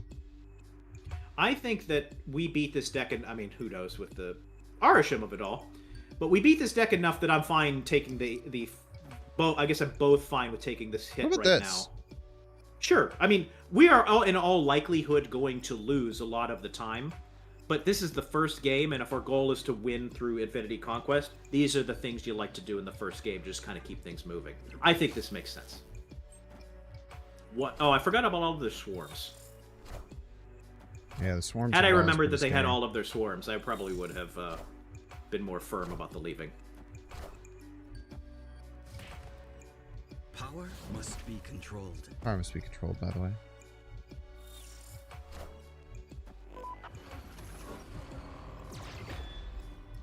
Tough, man. Tough second L to take here. I mean, these games in my mind, they don't even count. Like, yeah, sure. We're playing Arsham. It's the first game. It's because it's not his gold. What I enjoy doing is bankrupting Binks just kind of organically over time and pretending like I'm not doing that. We can win 5 in a row. It's fine. I tell you what, I'm not going to try and win 9 in a row. That's for damn sure. Absolutely. Mm-hmm. That's for damn sure. We're snapping every game. We're snapping excitedly and confidently. To bring up the Cersei of it all, like, this is when Cersei feels bad, is when your opening hand is 6, 6, 7, and then you get your Cersei. It's like, this is not. Hey, we gotta. Yo, Polychromica, thank you so much for the 5 community gifted subs. Helping lessen the load of all the gold I'm gonna have to pay for having this Jamo come in here and ruin all my plays. The Binks Gold Relief Fund. So true. So true. Thank you. I appreciate it. Only there was a sub that I could do that actually just removed other people's subs and, like, took money out of the account. That would be. I think we just Cersei. What I would do. Yeah. Cersei and, like, Gore. Looks pretty good. I don't think their deck goes as well with Elysium as ours does. Especially with our hand situation. I don't think that discard decks can ever really run tech. They give us a 0/5 Swarm. That was very nice of them. It was very nice of you indeed. Pretty good. Yeah, there's an argument to Valentina Mockingbird here, but then you're also, if you do Gore, I like Swarm, Valentina Phoenix Force Swarm. Gets this down to 2. Yeah, sure. Yeah, I like it. And I'm that's actually, putting the big boy. Yeah, I like that. Exactly that. Nothing destroyed, obviously, but it's funny, the psychology of it. People, I find, often do not move Meek around every turn they can do so, but our opponent here is just like he's just dancing around. I can No, move not them, man. Why actionable wouldn't I? information. But like you don't, I don't know if in your experience you see that, but I see a lot of Meeks not moving until the final turn when they move where they want them to go. I would agree with that. They just kind of hold it down. They get scared to move it because what if I wanted it there? You know, that might be relevant. No prio here. Best chance you to just get have prio to would be gore. playing multiple cards, but yeah, I think we just rip the gore. I like it right too. Yeah. Pretty much just There's a lockdown very that lane. real world where we They love moving the Meek, dude. we run They Tribunal freaking- for tons of points. Yeah, They they freaking love Well, I moving mean, the Meek. getting Meek on Start Tower on 5, that makes sense. I'm not like begrudging that particular play. All systems go. Now they did correct me if I'm wrong. They definitely discarded the previous turn, so we cannot guarantee that the Meek is Correct, Mundo. okay.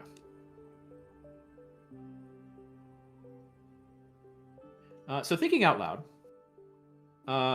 Eliath does nothing. We have the mana for Mockingbird, Shadow King, if we want to do it, that is. Mockingbird, Shadow King.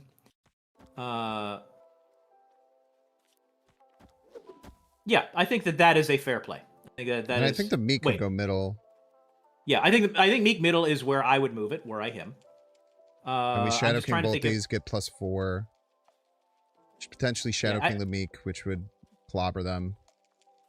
Yeah, I think that I we're not going to win a lot of the time, but this is I think the best play. Actually, we have a slightly more cheeky way to do this. We could go here, here, here, here. And then Oh, if the we're Zeke jumping. jumps here, Sure. we get an extra jump. There you go. That's the difference between. Oh, we did not move the Meek. All right, fine. I don't think we're getting over 25 per lane. I so also don't think we're pretty doing sure that, we're but I dodged. think this was the.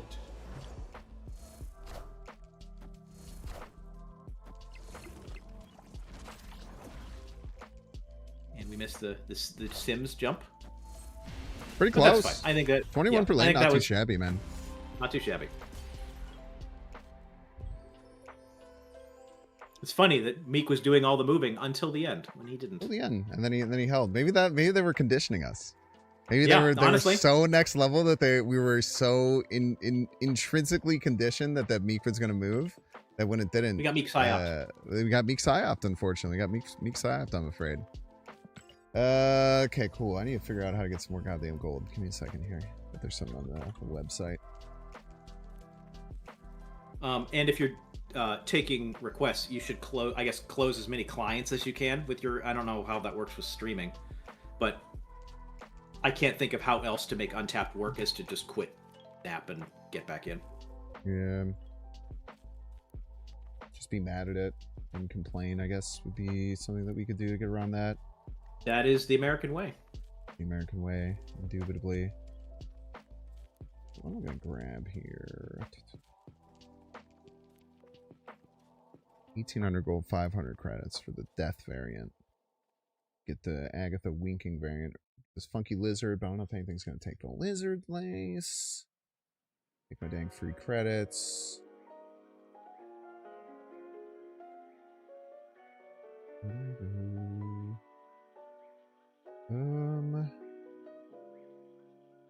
I'm gonna step away. I'll be Yeah, back. sure, we'll take this. Yeah. I was seeing a second.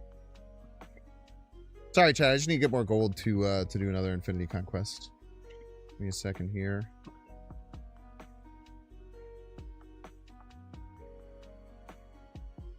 Can't start with a gold conquest? No, it's Infinity Conquest Day. Why would we play gold conquest? That'd be stupid. It'd be counterproductive, honestly.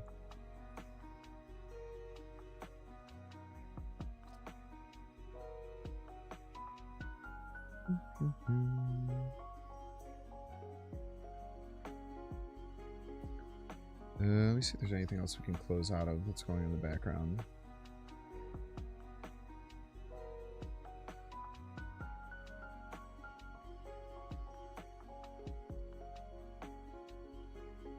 No matter how many times you close down Plarium Play, which is the system that runs League of Legends, it will pop back up and reopen at some point. We'll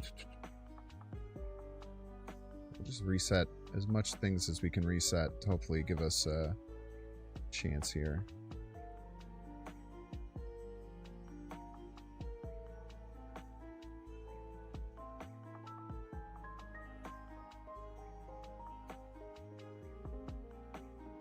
Alright. We'll get right back into it. Good luck on this next run. Thank you so much, Bellers. I super appreciate that. Thank you, thank you.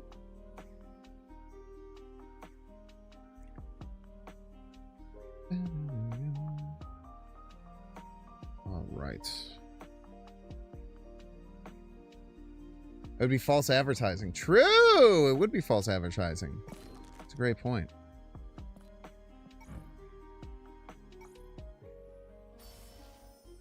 It's crazy I have 1,000,000 splits on Agatha and I'm still only level 20 with her. That's nuts, man. That new Agatha good? I don't know if I've actually seen it. They need to get this damn thing that says team out of here.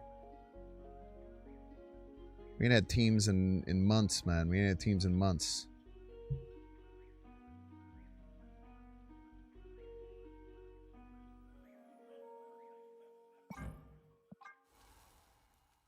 It's pretty good. Pretty cool.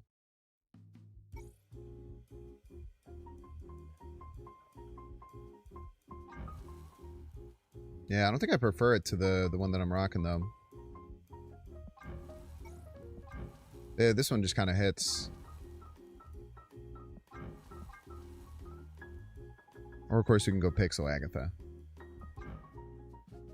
Yeah, it's a cool variant, but there's just a lot of cool Agatha variants, unfortunately. Everyone's favorite Super Bowl garbage food? I'm a big fan of dips. Any dips with good chips kind of goes crazy for fellas such as myself.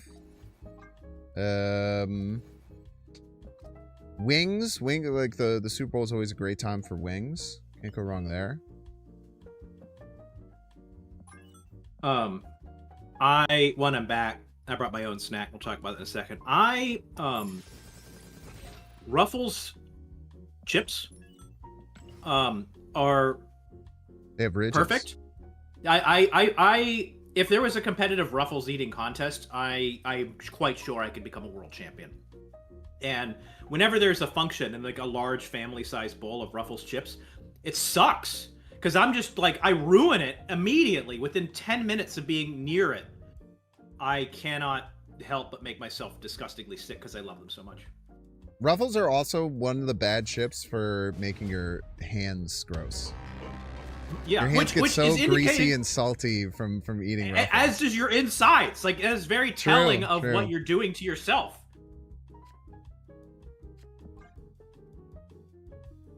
Hello, Ben. Hey, it's working. Turn it off and turn it back on again. It worked. Oh, hell yeah. Took me 2 and times. we are, at least in this corner of the chat, Seattle Seahawks enjoyers. I am coming to you from the Seattle metropolitan area, and we are rooting for them. And if you're rooting for the Patriots, then you can go to hell. I don't know what to threaten you with, but dude, not only do we both get the Airisham Dominoes on 2, you piece of crap. They had a Darkhawk this whole time, you son of a gun. Well, joke's on you. We actually get to make your deck even bigger. And your deck is 28. I kind of want to snap and then just play Darkhawk left. I'm sorry, I missed it. They are also Arishem? They're also Arishem, and they gave us a Darkhawk that was in their hand. And our Darkhawk is way bigger. Do you not want to... if they have Darkhawk, do you not have to do Rock Slide left, Darkhawk left to win left? No, because they have 28 cards in their deck, and we have 18, because they have the other Oh, they're that guy. Okay, great. Yeah, sure. I mean, I probably would have snapped by now because Darkhawk, but... Oh, I definitely should have snapped. Oh, I don't have Darkhawk anymore. What happened to your Darkhawk, bud?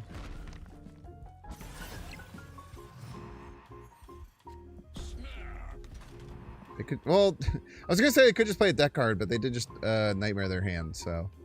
It would have to be a Nightmare randomly generated tech card or a top deck tech card. Yeah, everything in their hand is now Darkhawk.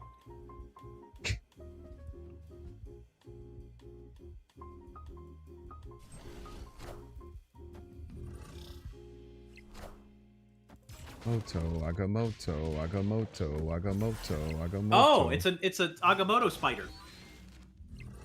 It's a man moto. I don't have my calculator app open. Is 57 bigger than 23? A little bit, I think. Not positive though. I see that it's lit up there, so that bodes well. I kind of want to just Gilgamesh middle. I kind of want to make it insurmountable feeling for them. Yeah, the only other thing that I'm kind of thinking about is, do you want to get a Valentina card generated, but then you're not even doing the Gilgamesh? So yeah, I think Gilgamesh sounds good to me.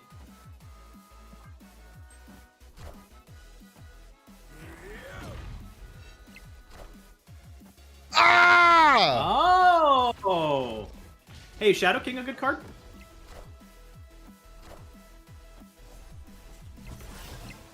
Sure is. Now, hang on.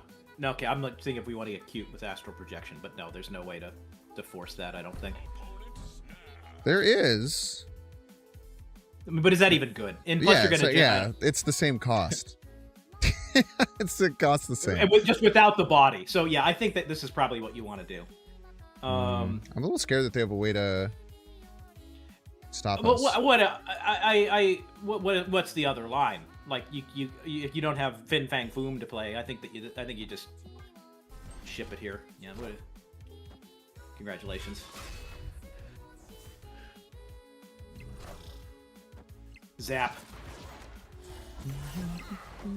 Baku! Oh. Eliath mid? Victory. Eliath. I mean, yeah. But what are we gonna do if they do that? We just lose. Like, I don't think we should retreat just because they might have Eliath in their 30 card deck. You know?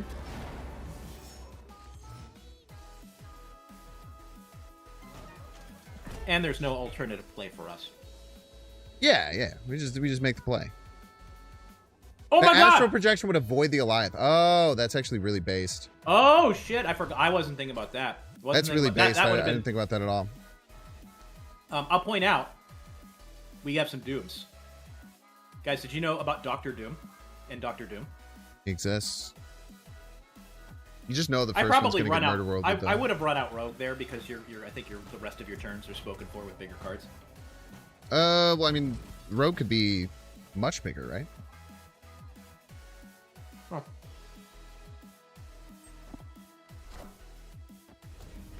Rogue could be substantially bigger than other cards. Sometimes it's not, but sometimes it is. Tell you what, sometimes it is.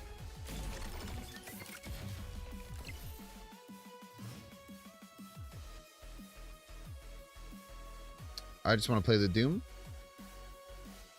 Yeah, I mean, you might consider Cosmic Ghost Rider the Surtur to stop that from growing, but then I'm not necessarily advocating for that.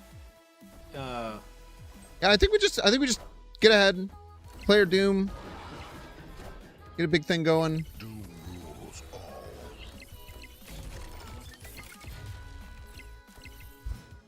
Yeah, notably, every large card that they play right grows their Surtur in a way that I was not thinking about. You just play Shang-Chi, right? I really like holding it. So you I want think Cosmic Ghost probably Rider I middle? do. I think I Cosmic Ghost Rider middle. And notably, it's not illegal to. Oh, that's good. I like that. The Nexus. That's actually maybe good because then they have priority there. Oh. We say it's not illegal to only play one card with Doom 2099 if the situation calls for it. We do not have priority. It's a bit of a bummer. Notably.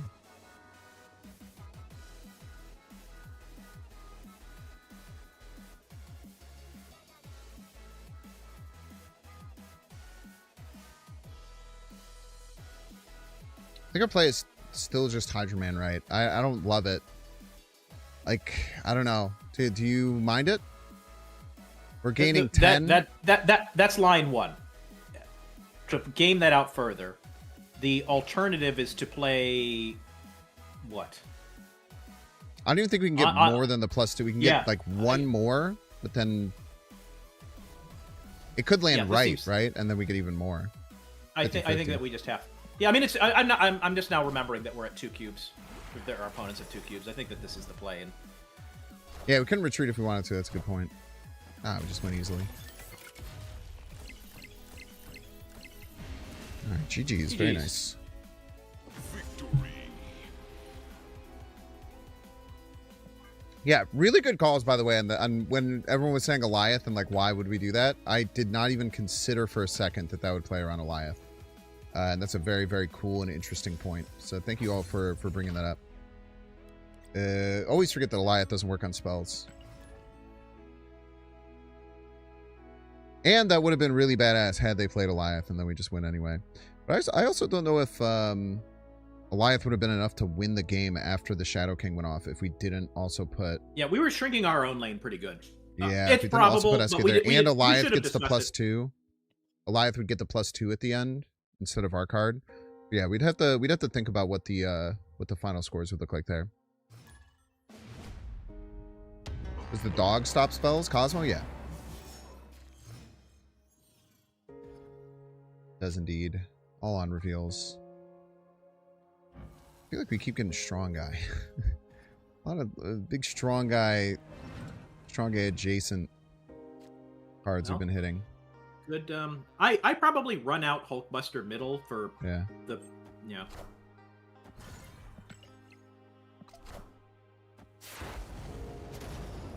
Rude. Can you draw? I was gonna ask if you could draw a Doom 2099 one time. Seems you cannot. I don't think we're ever beating this unless sometimes if we play Shadow King and no, or if they do nothing. I like this, and then kind of gazing into the future. Oh, okay. This changes the calculus. What we used to have was okay. We're going to play Fin Fang Foom on 6. So what are we doing leading up to that? But this changes that we can now have 2 turns that we want. We can do that if we want to. Yeah, it seems good. I want to snap in a Doom Foom. Yeah, I don't know enough about their list to really say either way, but Doom Foom seems pretty good.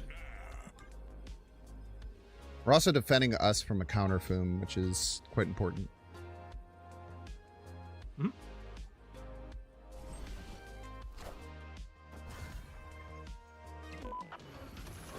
This is probably just another ramp list, it looks like. This one has Shulk in it? Or that was their Iron Patriot card? Doom rules all.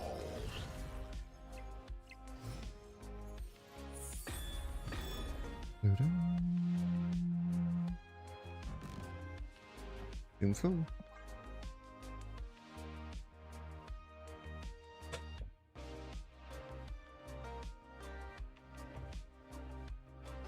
I think the Foom will take the +3 before it soaks. But notably, we do beat their Foom right. Oh, they got an Agatha. That's awesome.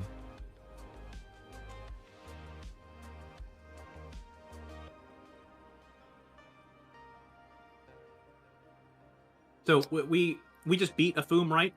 They without math. Beat Foom right without math, correct? All right. So then I'm inclined to do Alioth middle, Mockingbird right. Is that enough?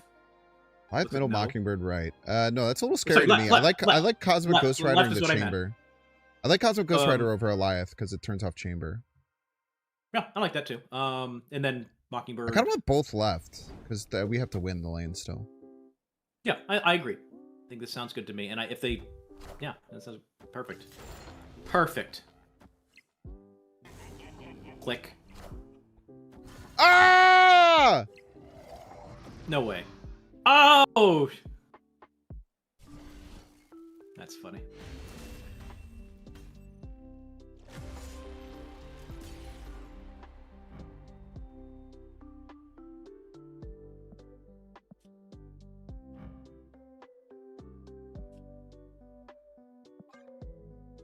Why the fuck are they running that card? That makes no sense. That makes no sense.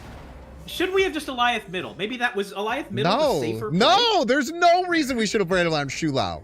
The fact that they have Shu Lao is crazy. There's no situation we should have played around that. I guess Goliath Middle would have lost to Fin Fang Foom. That is such a clear Right. ramp deck. And it's so clearly supposed to be a ramp deck. I mean, I am so confused as to why the hell they have Shu Lao in their deck. You want to pop this Vormir with Valentina? Or do you want to push it I here? kind of don't. I kind of like playing at middle and fighting for because I don't. Not that we need the ramp, but them not having the ramp is important to me. Oh.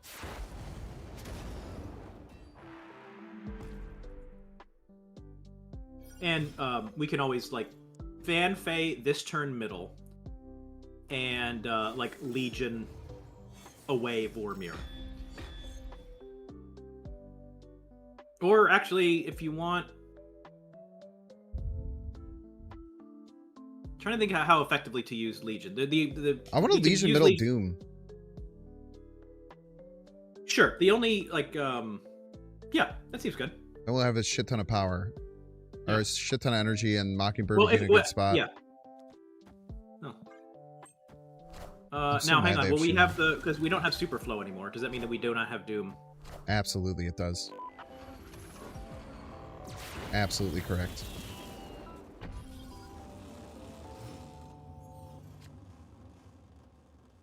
All right. I do. He's going to click chamber, I believe. Mm-hmm. So this seems good to me.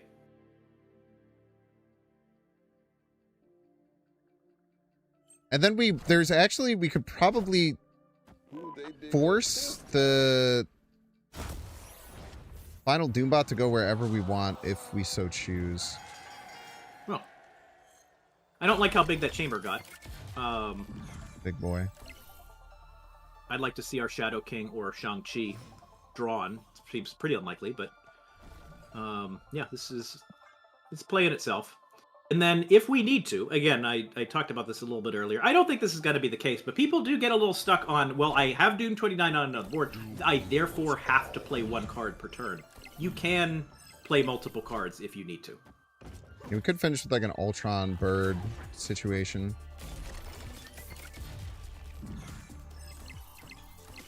That's very annoying. That does mean that they have to put something there. Maybe just naked Ultron left?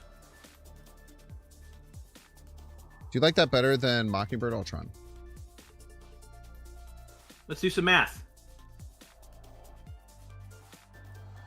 So we'd get one more Doombot, which would be 2 power. So we gain 4 here. So we get 5 more here. With your play, we get 2 more here. So we win by 4. I'm not sure how relevant that would be. I don't think it's relevant because their Iron Patriot is dead and their Valentina and so is on their the board. Valentina, yeah.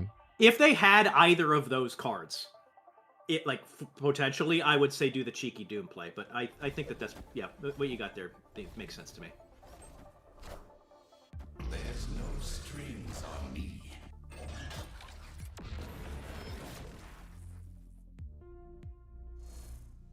No way. Okay. Jesus Christ, dude. Jesus Christ, man. My gosh. Okay. All right. All right. All right. All right.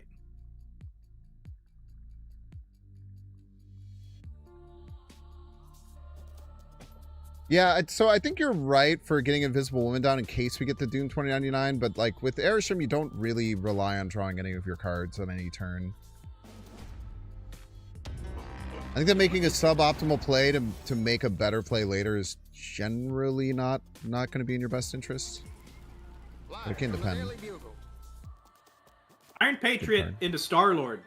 We're Sanctum Gaming. Sanctum Gaming, baby. What is their deck? I don't understand. I think their deck Yeah, makes I mean, a ton it's- of sense, minus Shu Lao, which is ridiculous. The Shu Lao is so stupid. Because, like, when are you ever playing more than one card before turn 5? It's, like, so rare. I don't know. Yeah. Funky Cook. Kind of like I both think that middle. Both middle? Well, here in the... Star Oh, Wars. yeah. Yes, that correct. That's for sure what you're doing. And borderline snap really here. Because you're like, what? I guess chamber is scary. I actually quite like it.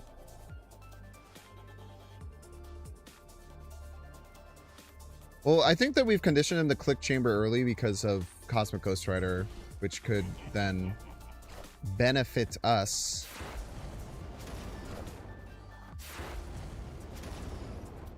By utilizing... I might propose playing both of these cards right. Just kidding. I wanted to prevent... I think stopping their Iron Patriot is better than getting our Iron Patriot. I actually but, don't like, mind now we're not Valentina getting- still there. Sure. Sure.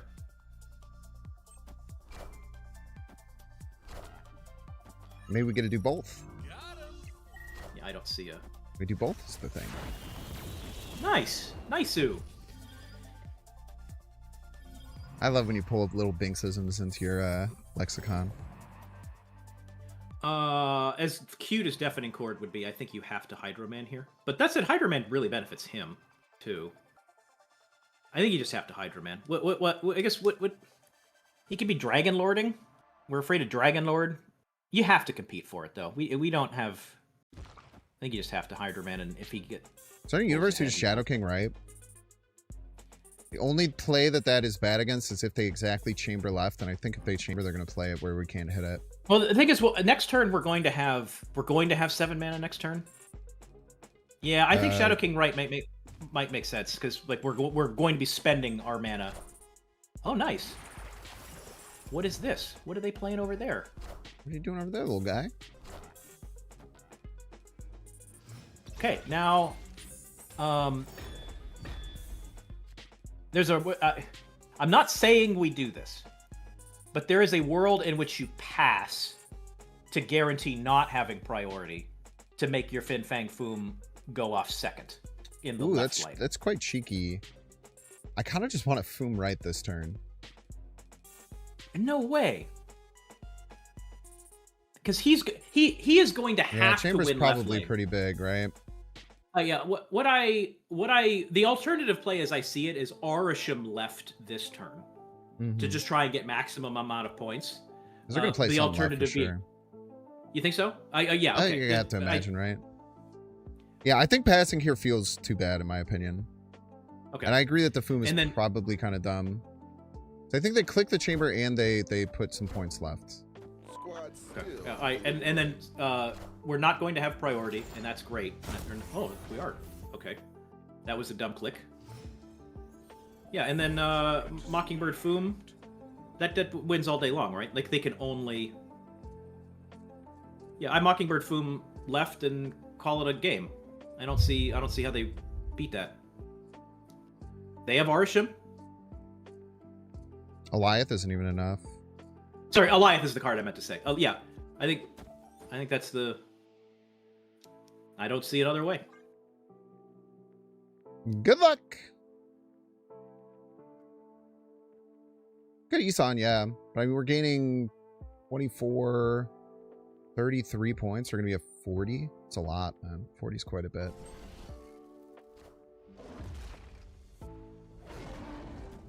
You thought your Foom was good. You silly, silly boy. Silly, silly boy. Yeah, him clicking that chamber. Leader is also not silly. enough. Leader would have only been 36. I don't necessarily agree that clicking the chamber was wrong. I don't think they were thinking too much about priority. Maybe they should have, but I think it's because they just filled their hand with 6 drops and then they're going to play one out, so it'd be bigger to just click it Oh, down. they want the most points. Yeah. Okay, that's that. I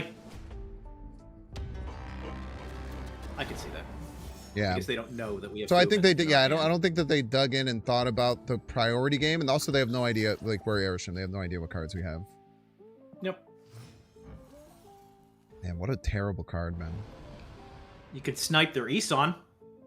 You cheat out their Isan. You could snipe it. Good snipe there, Isan. It's true. Here's what's gonna happen, chat. Binks is like, oh, Ghost sucks. No, I don't think that you should play Havoc. He's gonna play out Ghost, and then later Isan's going to appear in the middle lane. Then Binks is gonna Prodigy Ghost. And it's gonna be a sick Isan Ghost snipe. You heard it here first. You heard it here first, ladies and gentlemen.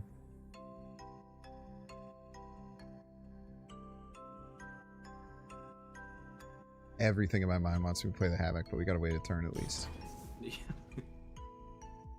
Yeah.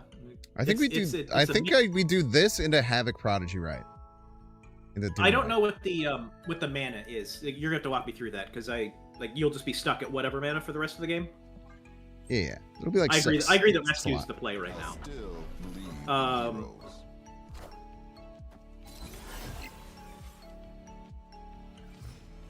heroes. It'll be sick as hell. Don't worry. Now hang on. If you do this, you're not going to have room for Shang-Chi in the right lane. Is that something We're gonna that you care we're gonna about? have 1 billion points. Okay. A snap. Maybe I should have played this middle.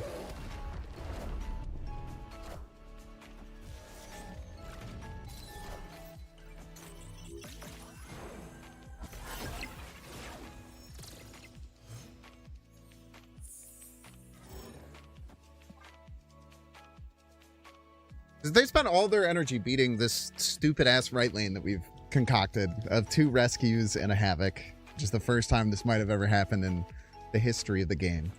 Then we just win anyway, right? And we can just Shang-Chi this dumbass. No, my son! Fuck you, man! The hell is wrong with you? Pretty rude. Unbelievably rude, even. I'm gonna shang your Luna Snow. I'll tell you this.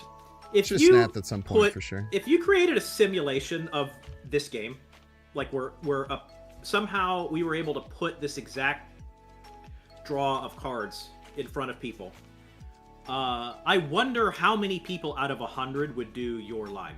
I bet you it's fewer than 3. Sick line though, right? I'm not arguing the line. I'm just saying people aren't making that line. Power must be controlled. Zapped. Also, power must be controlled. Power is being controlled in the middle lane. Awesome. No. Sick play. Sick play. Love it. Oh, good stuff. Please why we take get up in the Shulao morning. out. Please take Shulao out of your deck. I know it's the only reason you won a game, but for the love of God, do not play that I'll card tell in you this what. deck. It makes no sense. The emotional damage that Shu Lao inflicted collectively on me, on you, and on chat. I'm not saying it's a good card in this deck. I'm not saying it shouldn't be cut, but it did inflict emotional damage well above and beyond its weight. that was the craziest thing I've ever seen. I was sure it was created.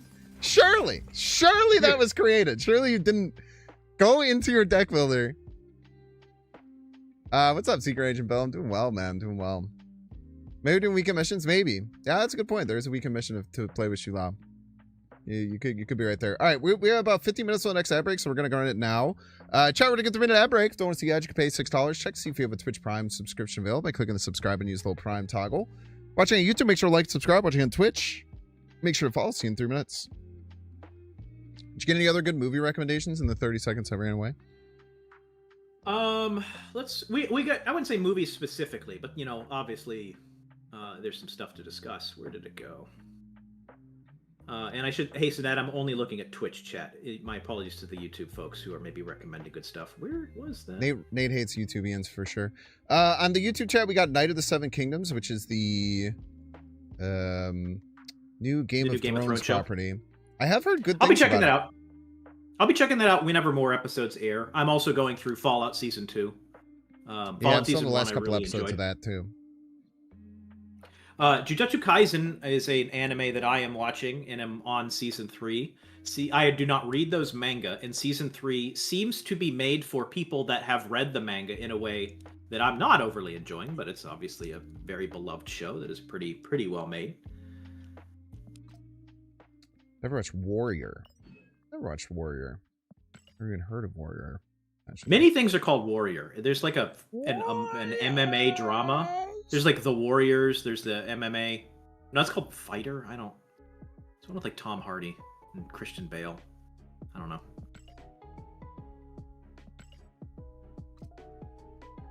Nate, look at you sitting back up in the leaderboard. I guess you were second. I'm always doing. I did okay. finish in the top 3 for the first time. I think 2 months ago. Congratulations. Thank you. you very much. I feel like there's other shows worth recommending.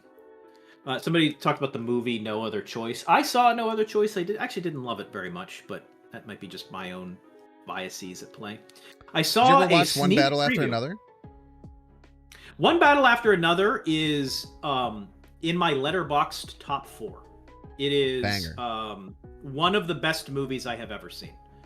It is. I remember there was a moment during the second act where there was just a little detail on the screen, and I could feel my soul leave my body, and I finished watching the rest of that movie from the astral plane several feet above my body. It was really, really something. I really, really liked. Can you say One what the Battle detail After was Another. without spoilers? I sure can. Yeah, there was there was an urban military action taking place, and there was like a military unit where they were doing the thing where they put their hands on the person in front of them, which is just a tiny little detail that, you know, in the hands of any other director would just be like the military people go through that door. But like it looked and felt like that would look and feel in real life. The verisimilitude was borderline emotional, and it was just a tiny little thing. That whole sequence was incredible, but that moment where the hand went on the back, I'm like, this has graduated from extremely good movie to a movie that I'm going to talk about for a very long time. Hell yeah.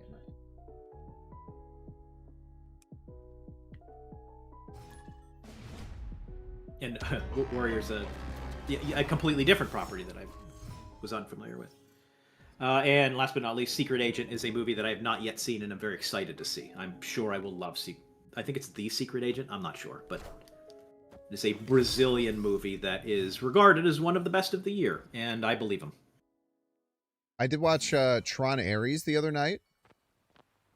My review of Tron Ares, generally kind of bad movie.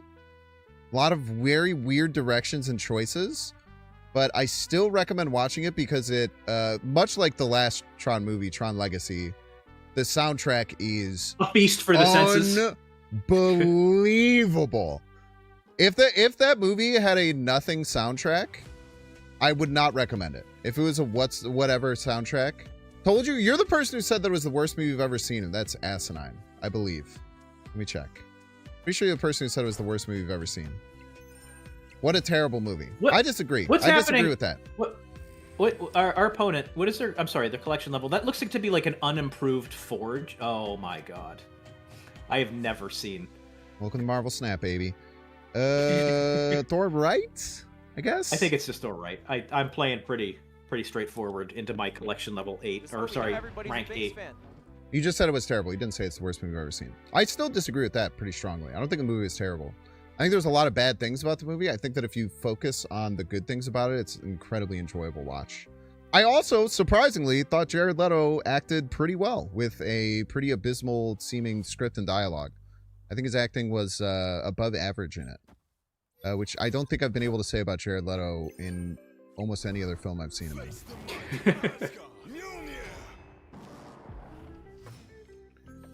You feel like you can feel how Tron Ares was rewritten like 3 times. Yeah. I can see that.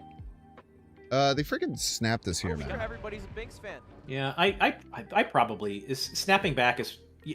This is the exact situation where you lose 8 cubes to something absolutely incredible and look extremely I dumb. think I just go like Abomination right into Doom, and then I think we're gonna be fine. Yeah, I think you're probably right. Thought Jared Leto was good in Blade Runner. Yeah, I think he was also good in Blade Runner. I would agree with that. I every time I see Jared Leto act, I think to myself, I don't like this very much, but boy, he's getting too much hate for what I'm seeing.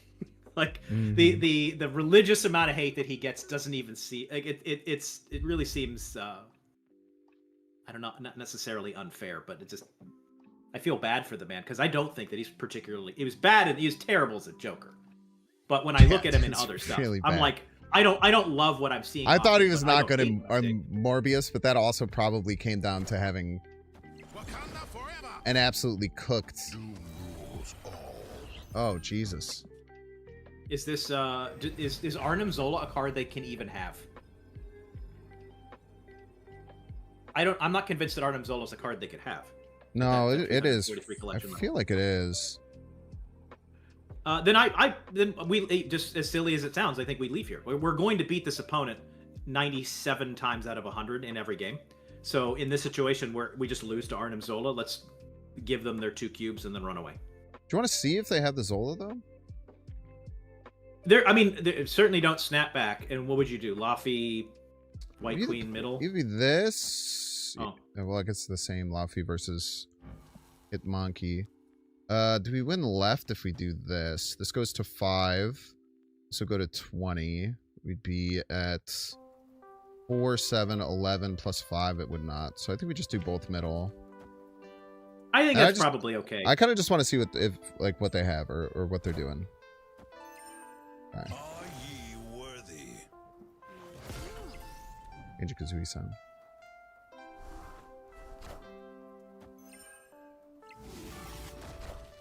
Yeah, Arnim Zola is a Series 3 card. Can they have that? Yeah, definitely. I'm pretty sure. Maybe I'm wrong. Maybe you can't get this. I'm pretty sure you get to Series 3 by like faster than that. I could be wrong though. Rusta has just said 486, so they do not have Arnim Zola. Oh. We almost won. That's crazy.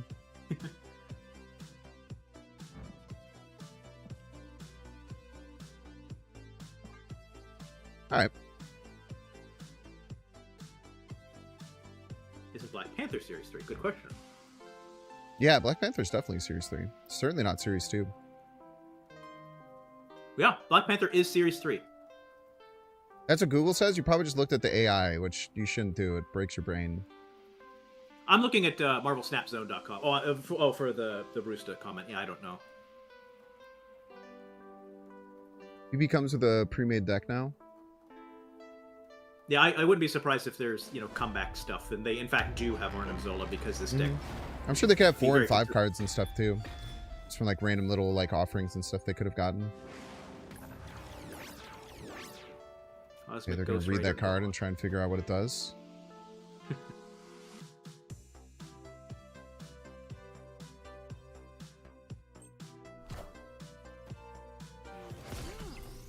What's the funniest hit for us? Shadow King, I guess.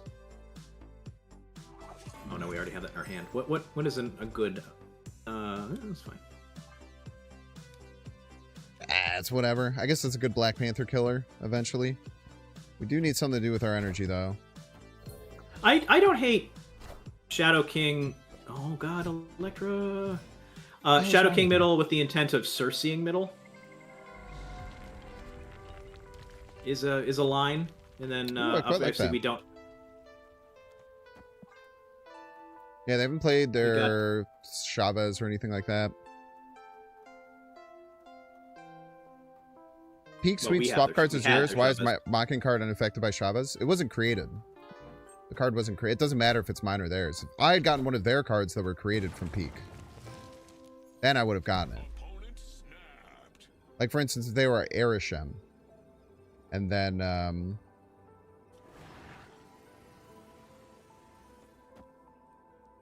if we were Arishem and then, or if they were Arishem and they had a created card on the left line and then we got it with Peak, it would count for Mockingbird. But it's not a created card if it's a card that's started in their deck. It doesn't matter if it's mine or theirs. That's just always been the case.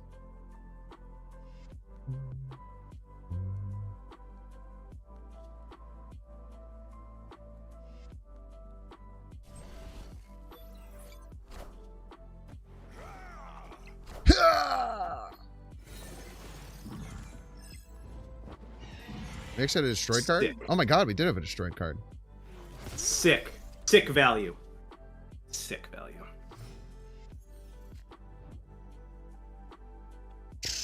It's a hell of an onslaught art. Crazy looking onslaught. I've never seen that before. Yeah, it's probably unreleased. That's sick. This Justin AF. Fields Arishem gives you some cool All unreleased stuff. Here. What I am thinking about is how we're going to win. What 2 lanes we're going to win over the next 2 turns. I don't know if you want to just like slam a big old boy. I kind of want to do this and then just win with Foom, right? Yeah, I mean, just make sure that we win with Foom.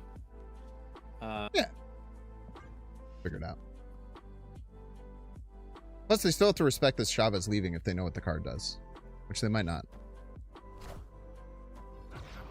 Awesome. I am Iron Man. I'm of the belief that they cannot win middle. Yeah, I share this belief. Even Enchantress The isn't question close. is there some sort of Shang play that wins left? And I don't know if Foom right seems like the better line. You want to snap Honestly, back? too, Like, yeah.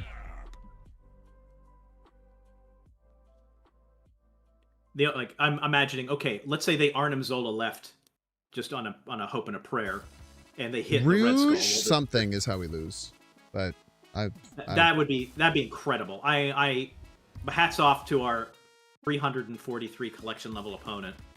They take us for all of our cubes with Rouge something. True that. Rouge Medusa.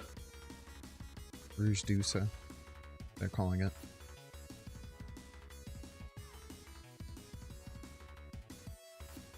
People create new accounts just to see how they compare with beginner decks. I'm sure some people do that. There was a big trend of people trying to speed run getting to infinite from a new account, and I thought that was potentially the least fun looking thing I've ever seen someone do. Are ye worthy? There's also, which is not what we're seeing here, to be clear. There's people that never play. Hell yeah. They never play ranked. Like they stay, or sorry, they stay at collection level 1 or something. Yeah, the CL1. Yeah, they stay collection level 1. They get to infinite at collection level 1. I think it's actually sealed 0, maybe even. I don't know. I think it's seal 1 or seal 0, but yeah, it's crazy. Furiously reading Fin Fang Foom. Honestly, the card is confusing. Not confusing mechanically, but just like, what? Excuse me, what? This card just wins a lane. It cost numbers go 7? that high? It cost 7? What the heck? I think a Doom 2099 line is just going to demolish our opponent. Yeah, I agree. I think it kind of gaps just about anything that a starter deck can do. Yeah, if we didn't have Foom, I'd be like, well, hold on, because Black Panther Zola is big numbers, but we have Foom, so They may be sniping. Yeah, maybe, man. Maybe they're sniping. That's a good point. You can say that about anyone, bro. yeah. You know what? I'm sniping. If they're sniping and they just let us win last game for 6 cubes after snapping on the final turn, then they're really bad at sniping. Honestly, they're honestly generationally bad at that.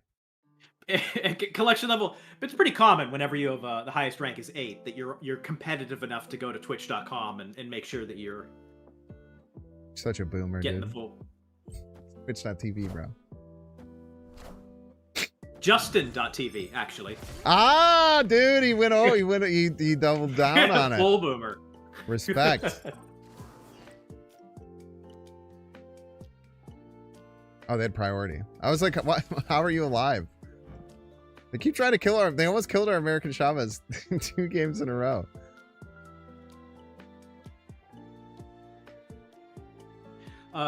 One too many. Do I stream? I used to a little bit, and I will almost certainly again. But the way to see me is during Binks's Conquest monthly thing. That said, I've got a secret Binks chat only invitation to a secret escape room sneak preview in the Chicago area that we're going to talk about later. So if you are in the Chicago area or can get to the Chicago area end of March, stay tuned because I've got a free thing for you if you want it.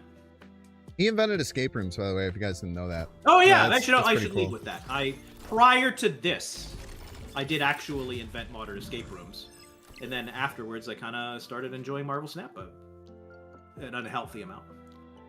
Do you want to get cute with like a Legion somehow, or I don't think Legion helps us Raw anymore when we play Mockingbird? it. Yeah, I was I'm digging trying to- around looking at every location. I think all of them are just actively bad for us.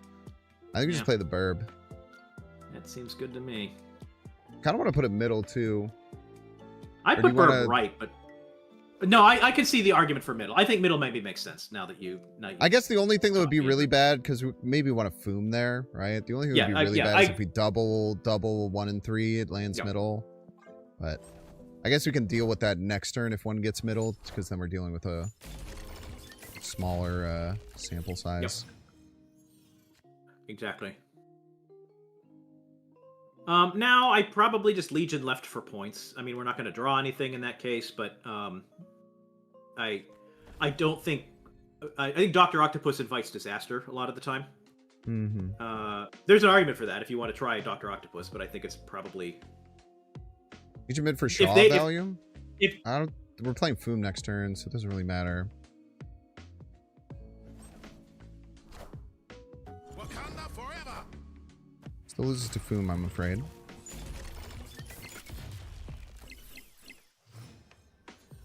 now if they here's how you lose.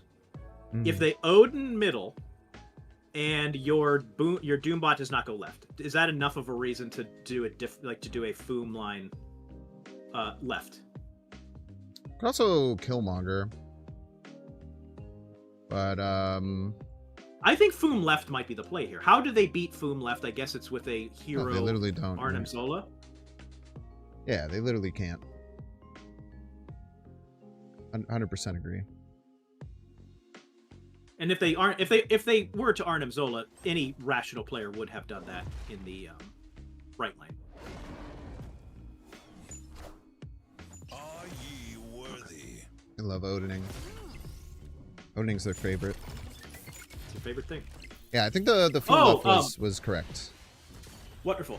Speaking of media recommendations, they have fully, and I won't spoil it because sometimes I don't like hearing this, but they have fully cast the main cast of the upcoming God of War TV show, which is the retelling of the recent PS5 games, and it's a very exciting cast. I mean, shows like that are often dog do until proven otherwise, but like, I'm excited for the casting at minimum. What's the highlights? Okay, so mute yourself if you don't want to hear. For those of you who do not know or play those games, Odin was played almost like a bit of like a Jewish grandfather take on the character, which we haven't really seen before. And Mandy Patinkin, who is maybe the best Jewish grandfather actor. If you don't know him by name, he played the Inigo Montoya in The Princess Bride, and he's like grown up to be like a very like almost like Odin in real life. Thor is the gigantic man from Severance season 2, which is a perfect casting as far as I'm concerned. And ironically enough, from Severance season, he's like he worked for Lumen. He was like the vice president of security. He's just like a huge man. Yeah. He kind of had Kingpin vibes. Oh, for sure. Where he's, like, and he's going to be a angry and- perfect Thor. And then Kratos the guy that's playing Kratos in the show is actually the voice of Thor in the games. And in real life, he's kind of like, he's got the Kratos energy that you want of like a tired old sort of has-been that's still pretty imposing. And I forget what his name is, Ryan something or other. But he's going to be good. That said, that show will live or die by the showrunner and the script, and even if those performers are performing their ass off, it could be a terrible show. But the first step to making a really good show is having good performers, and that's very exciting. Ryan, I feel like we are running into a world where video, like they finally proved that video games can make good media, and then everyone's gonna get to do it, and then it's becoming trendy, and then it's gonna get to the point where every single one that comes out is dog shit again. Yep. Where we're gonna have that vicious cycle. Someone in chat mentioned, can you replace Mockingbird on this list? You can replace any card in any Erisham list. It's the basically most easily way to do anything. Erisham, you only draw your cards. Each individual card, you only draw about 1/3 a game. So no card will be too impactful for you. Yep, fully agree. Nice little Prowler on what is our opponent here. What's our opponent's like details? 2500. Playing Sunspot on 2. Interesting choice. Interesting choice to be sure. That Legion left could be really nice for us, but seeing that they have Sunspot, they probably have She-Hulk type stuff, so it might be even worse for us, unfortunately. I'm probably simple as Gorgon Silk. Gorgon Is there any benefit? Yeah, I mean, do we want to Vibro Shock Gauntlets at all? Not particularly. Honestly, like, if they don't bump this Silk, I might even be down to just Cersei this next turn. Sure. What I know what Remote Mines is, but the other two I get confused. Is that the move to the right or the extra mana, or what is Vibro Shock Gauntlets, please? Vibro Shock Gauntlets gives us +2 and then 1 extra energy next turn. And then with no moving. Yeah. Remote Mines hits 2 things. If they don't float this turn... Are there 2 songs playing right now? I don't think I'm... Oh, shit. My alarm is going off my phone. What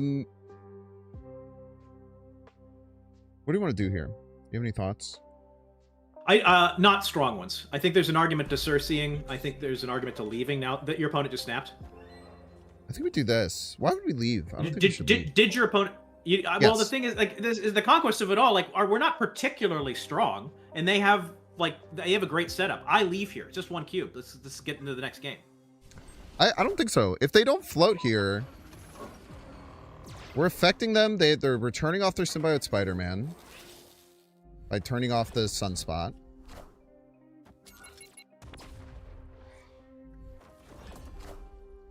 Wakanda forever. Yeah, they unturned it off, which is kind of rude. Interesting. I don't often see Sunspot Superior Spider-Man. Oh, is this Yeah, I don't see this that particular combination of cards that often. I would agree with that. I'd say it's rare. I can see... I guess... Doom left? Yeah, I mean, I want to get Giganto down, but like, there's not really much we can do about that. Because it would be just Giganto this turn, which doesn't feel good.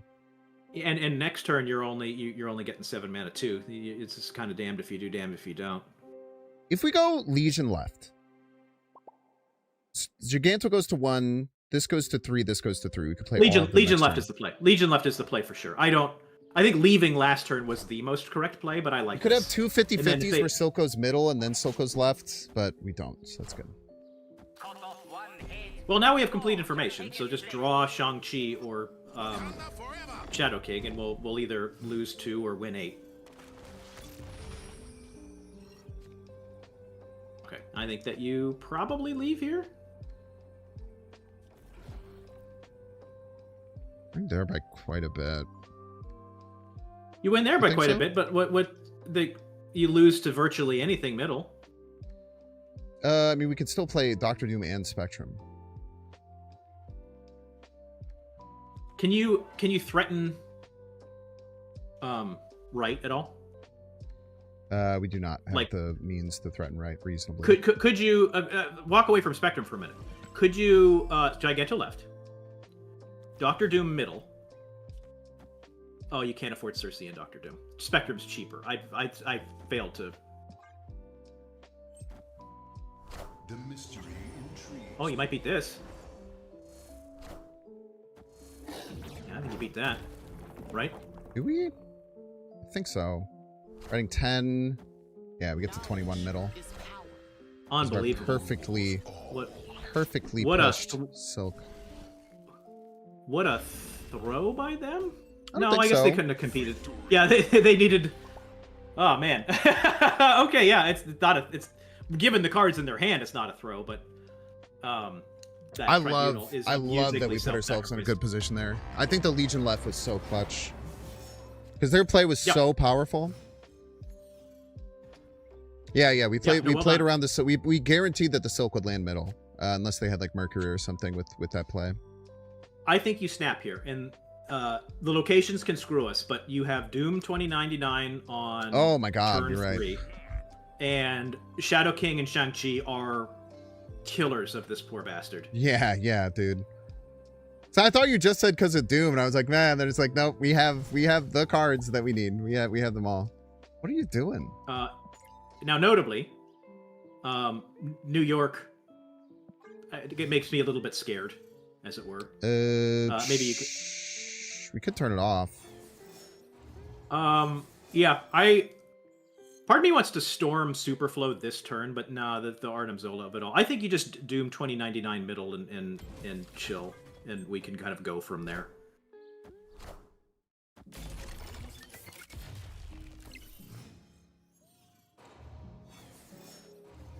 So now I think that there is an argument to turning off New York, and I think there's an argument to turning off Superflow.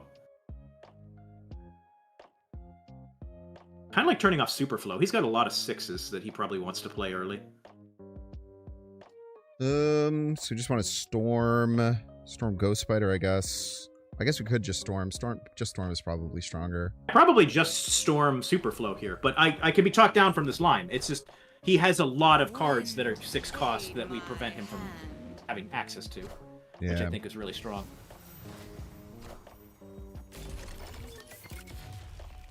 So do we think that they're going to do Shu Lao, or do we think they're going to do Black Panther? Oh my God! You want to so they've snapped. Do you want to do Eliath? I think you have to do Eliath now. You have to do Eliath. Perfect.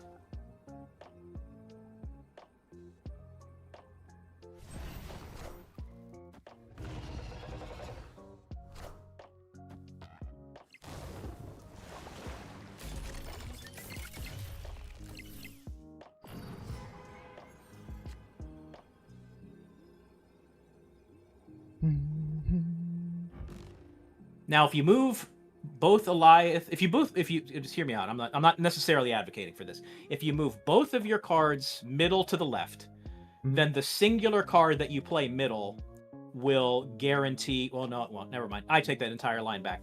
I think maybe Shang-Chi is the line, and then hope that you make a bot on the right. Do we Shang-Chi because they can move stuff? Yeah, no, I'm not. You would have to guess the lane too. I think that they're going to move Sunspot middle and then play Zola middle. Okay. So then do you Shang-Chi middle? Is that your play? I think so. And then do we want to put anything left? Probably. At least you. I don't know if I want both.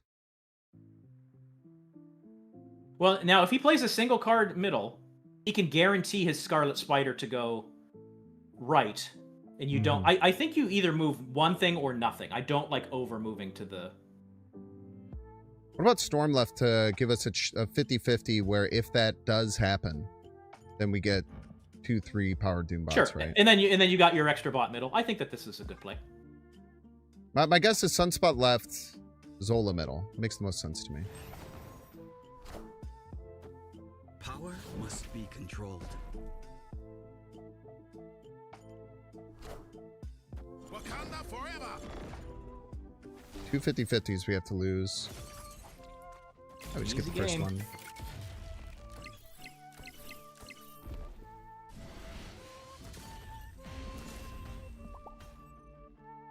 Victory. Very nice. Arisham is such a fun... Like, for those of you who don't play Arisham, it's fun at a puzzle-solving level that you don't find in a lot of other Marble Snap decks. Like, that... What we just did there was a super fun... You don't see that every day level of thought process that you just don't get. Not an Arisham. And here we are on That's the match thing, one. man. That's why, you know, like, I feel like a lot of people who hate on Arisham don't play it very much and don't get an appreciation for what you have to do to play it. And also, I think it's a human bias thing, man. The amount of times people just say, like, the Arisham that I faced always get the cards that they need. They don't. They literally don't. You're falling victim to a human bias, and you're stunting your own growth by believing that you're facing something that's a statistical impossibility and making that the reason that you lose as opposed to your play. That's always how I feel about Arisham. And I think that there's some very valid reasons to dislike Arisham, especially in Conquest formats, because of the lopsided information that you get. So I think that there's some valid reasons that people dislike Arisham from a game design perspective, but I do think a lot of the hate stems from misguided thoughts about how the deck actually plays. We gotta pick a freaking avatar, dude. We gotta pick a freaking avatar, man. We're on round 5.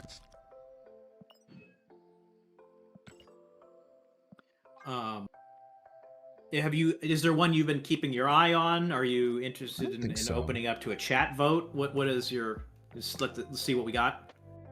Oh, I kind of like this one a lot. That's pretty good. I'm not a chibi enjoyer. I guess it's not chibi, but like I'm not an enjoyer of that style usually. It is but chibi. the Zombie Galacti one. Rian Gonzalez are considered chibi variants for. I like that. I like that Zombie Galacti and support your choice wholeheartedly if you want to go in that direction. I like that one a lot. I think it's very, very cool.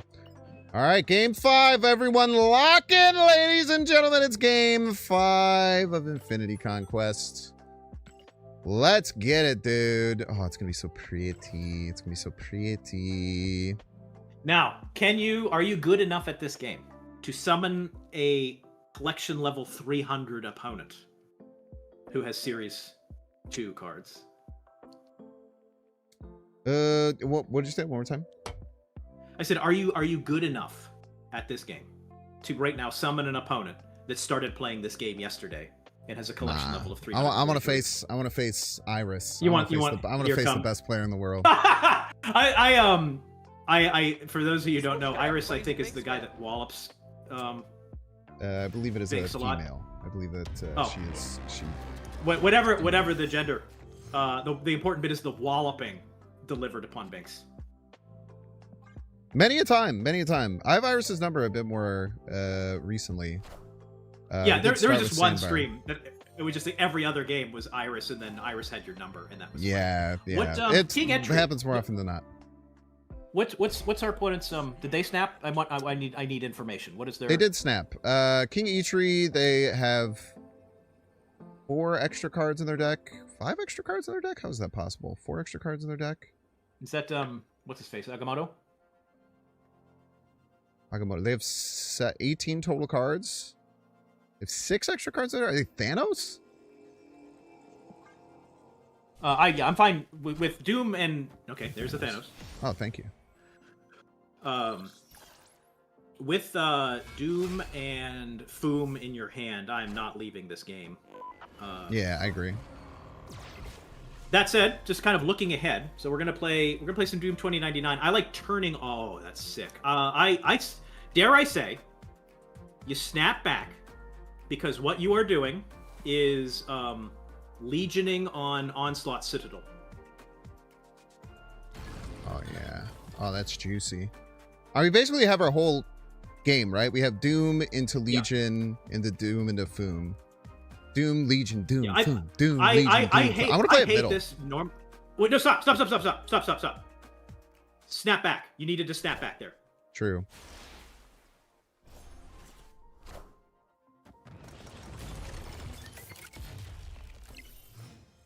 That said, Captain Carter on Onslaught Citadel is a little scary. What the hell is this deck? Oh, snap.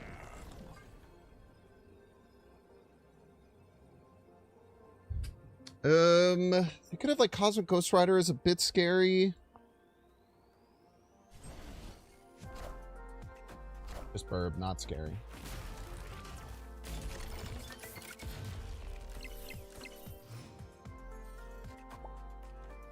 Simple as.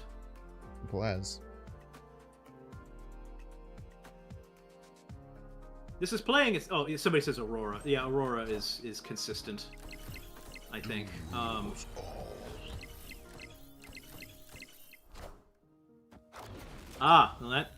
that's a bit of a sticky wicket. Holy moly! It's so good that we got ahead there. Yeah. Okay, opponent doesn't have the ability to Foom. We got the Foom But notably, right or Foom left. Well, yeah. So we're not getting any more Doombots, Mm-hmm. and they are. I think so. Somebody said Aurora. I think the most likely thing is for them to Aurora on the left. And that presumably puts right out of reach. So does Foom left get the job done? Yeah, by like a lot. Or do you? Okay, then I think I don't see a way to lose. Well, so let me think about unless this. you Foom want is 16. Can we get more than 16? Like Sasquatch Dracula is often more than 16. I could also hit Man Spider and then we'd feel stupid. I think it's just Foom. I don't think it's close for the record. Yummy, yummy, yummy, yummy, yummy, yummy, yummy, yummy, yummy, yummy. That was 8 cubes. That was the easiest 8 cubes we've ever had. We drew the God hand, dude. And, Doom and 2099 into Legion Onslaught Citadel into Doom before they are able to play their Stardust. Yeah, and here's our opponent, this poor bastard. I'm not begrudging our opponent at all. Our poor bastard opponent had Captain Carter, Aurora stuff. We gave them Onslaught Citadel in every location, and they had Stardust, and you put them in the Shadow Realm. Like, that's crazy that Deleted.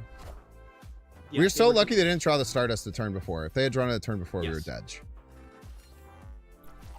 I tell you what, one thing I know is that they didn't do that. Kyera is really good for Rickety Bridge.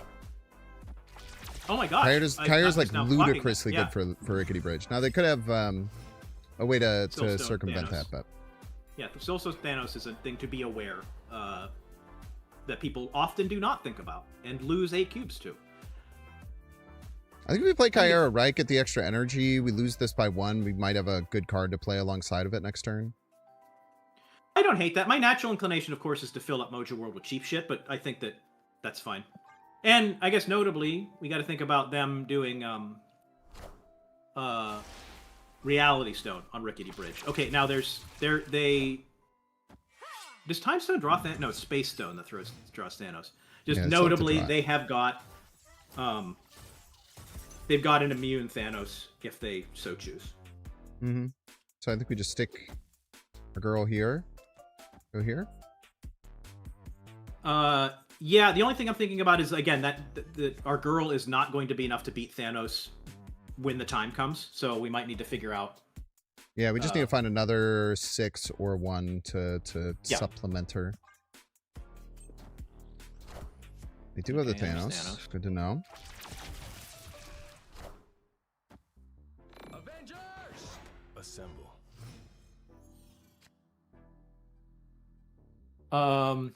You caught. Yep. Yeah. Oh, bummer, dude. Bummer, dude. Oh, you thought we were playing like a fair game, huh? Oh my god, and they're Captain Carter too. I wasn't even thinking about Captain Carter. It but would good appear night. that you thought that we were going to play fair. I'm afraid you're mistaken. Good night, Thanos. Goodbye, Thanos. It was lovely hanging out with you in the Rickety Bridge, but I'm afraid we must go. Assemble. Assemble. Now, what I'm thinking One about. more? This is Can we maybe give one silly more? One more, please. We either add 2 cards to Mojo World or 2 cards to Feast. I don't know if you got strong thoughts. So Reality Stone and winning left, I think, is a potential out for them. So yeah, do you want to then do, actually, now that we talk about it, do you want to do like Spider-Man right just locks up that lane for sure? And by playing Shadow King Cersei- left, I guess. Is that even... sure, but the point is then if we play 1 card middle, we are winning middle, which forces them to win both mid and left, which seems impossible. So yeah, now that I think about it out loud, I think playing a single card right, whatever you want. If they have maybe Reality avoid Stone score- Mockingbird, that could win left and they could play middle. But Reality Stone doesn't win left. Reality Stone Well, I guess you're Mockingbird saying, does. and play a card. is I what want to you're do saying. this. Yeah, why does that? Why does Shadow? Oh, because this is the case it lives. I see what you're saying. Sure, that seems fine.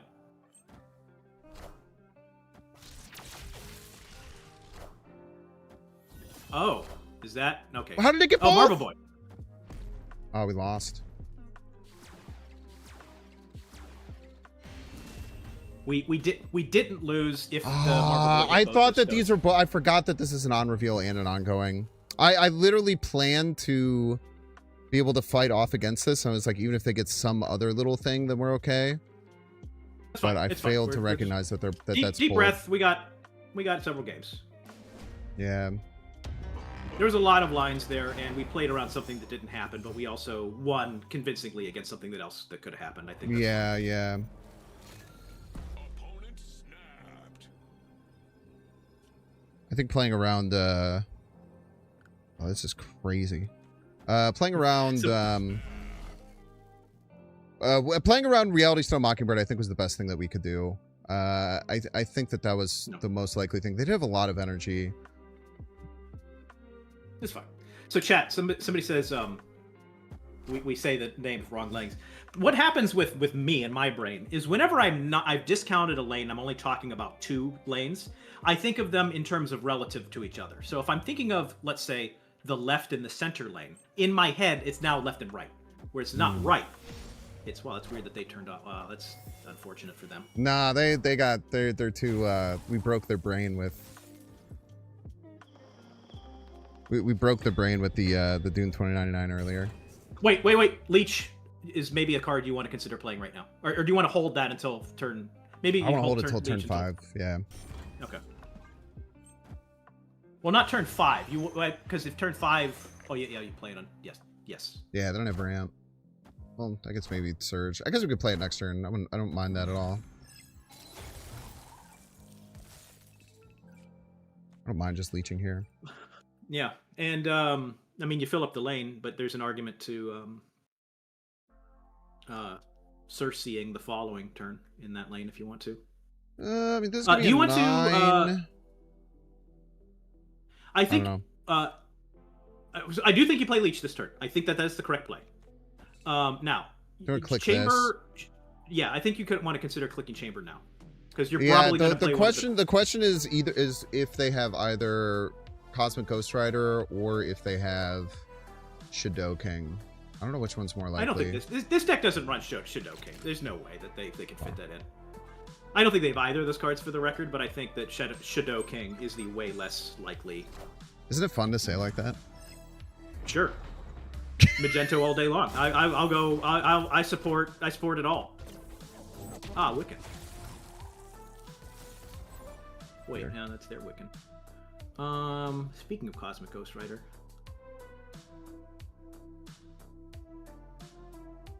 I don't know. Maybe Thanos middle. Is that? I like Thanos middle a lot. Yeah. Then this goes to Mockingbird 1. costs 1. And go a little crazy mode. Dude, Maverick sucks ass when you don't avoid a buff him, though.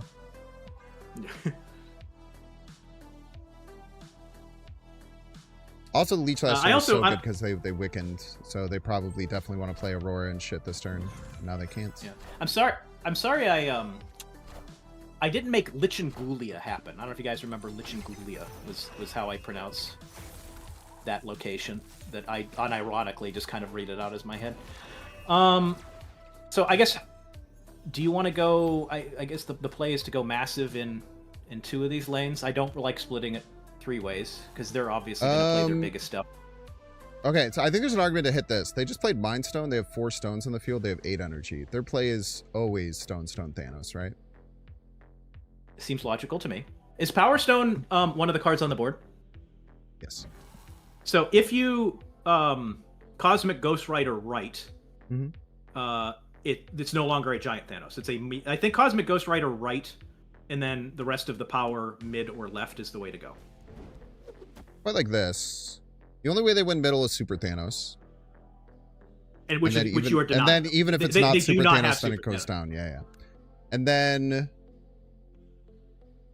we're going +6 right, so we should beat stones left or right. The Aurora should be turned off.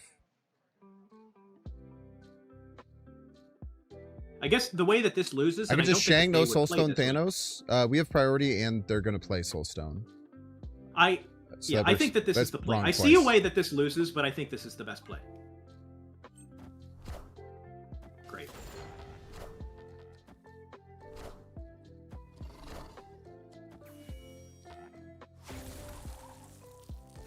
We need 2 hits left. Oh, we're good. They don't even have 2 hits. Yeah, Clea Mind Stone. They could have hit.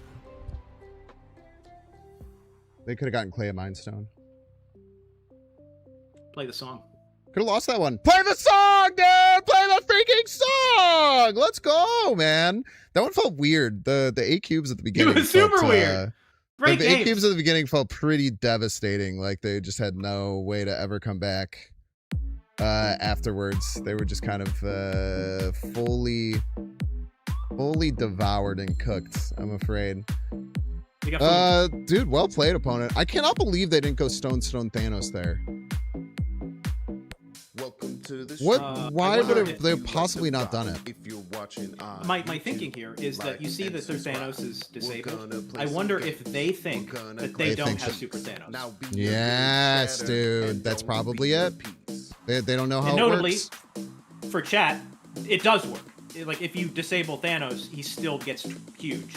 Binks. It's Power Stone that makes him huge. Binks. Because they're already winning, right? But they could have won middle. They could have won middle with Binks. Super Thanos, and then played stones left and right. And they were ahead right already, I think, or it was very close. I hope you like the vibe, Binks. Yeah, and this is a theory. Like to Binks's point, Binks. what the play that he made doesn't obviously make sense to us, but and lose the one 2 of power left? explanation would be Couldn't they play like a Watch it 1-3 on stone left, YouTube, and it would just be 3 more like, and points, and then they subscribe. I would need 6 or more, and then they'd have more chances for Marble Boy hits left. I don't know.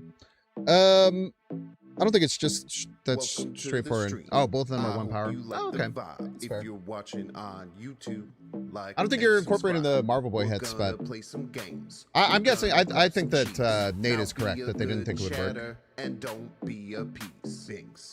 Binks. I think that one is That's a more sick plausible Thanos. for me by quite a bit. I tell you that we And don't last be month a piece.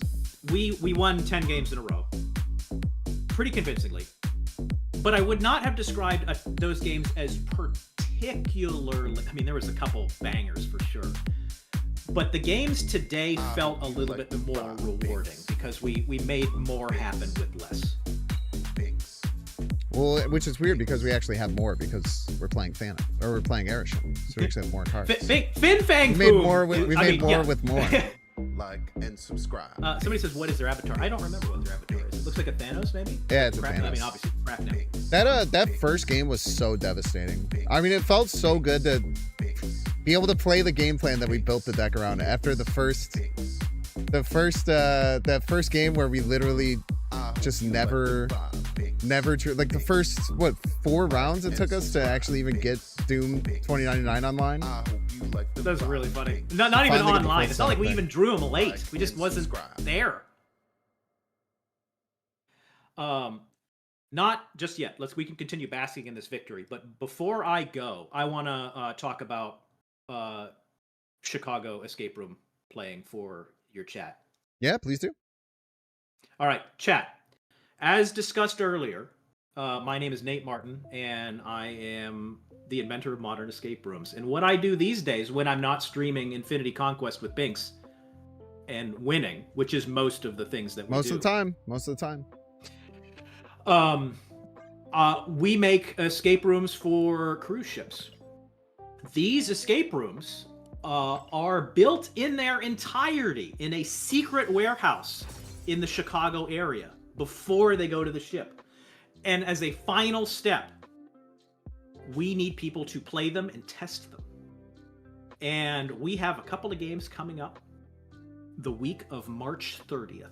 I am going to be in the Chicago area in this secret warehouse, and we will have free testing availability for if the timing makes sense. I should say there's a first come first serve timing issue. I can't guarantee anything, but this is not open to the public.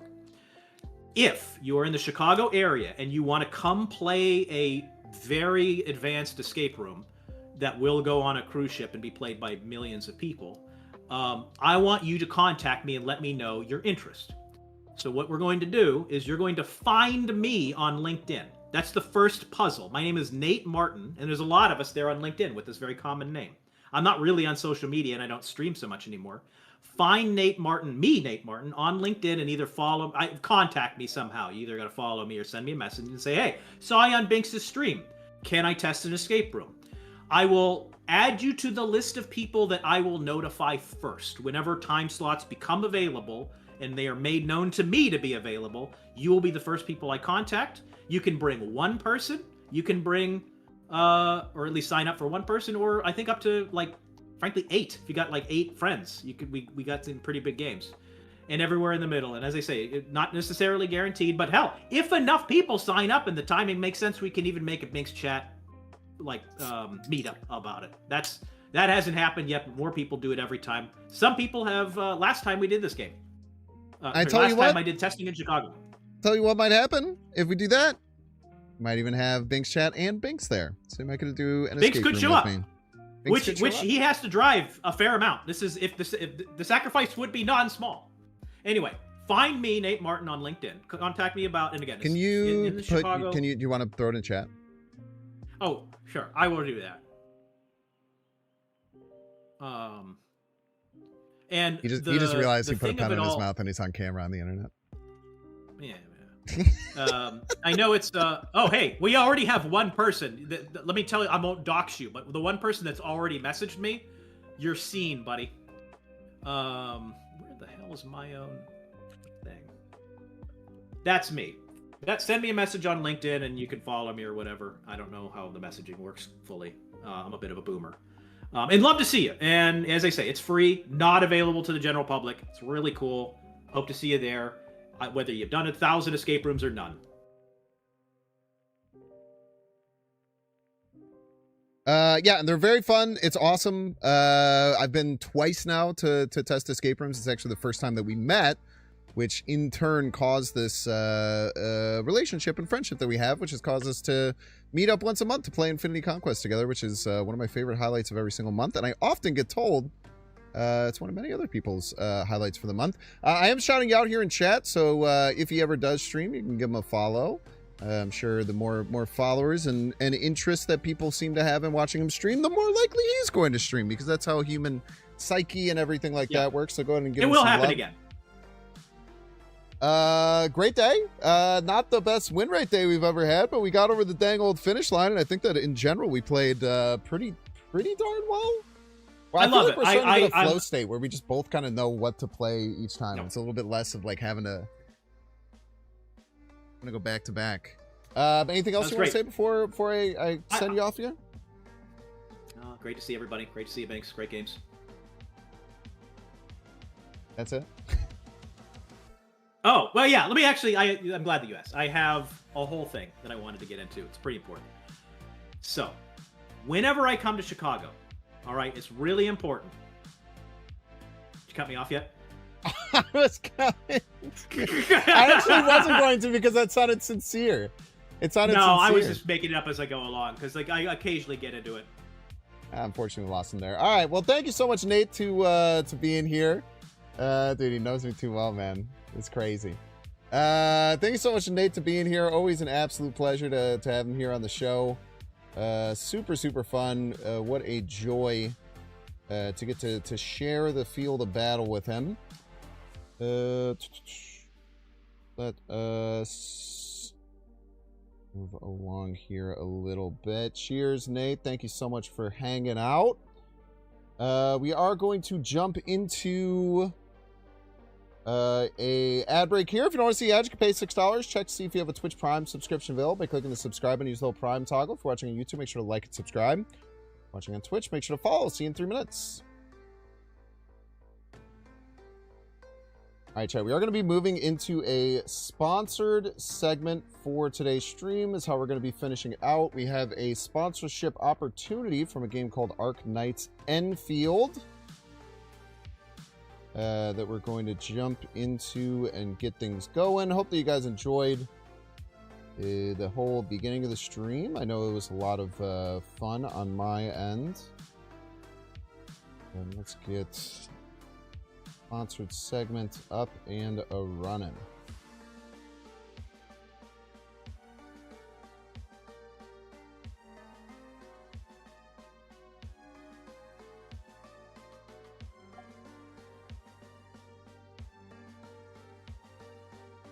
Hopefully it won't I was getting it set up before with Nate, and it was very loud. It was shockingly loud. Hopefully we'll be able to circumvent that here. We'll see as it gets pulled up. I feel like so many games are like that. It's actually crazy how loud they pop up.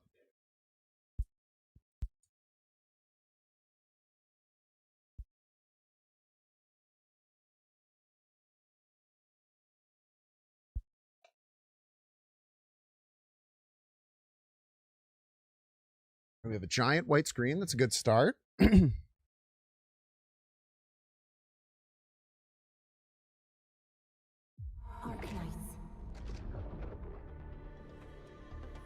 Ah!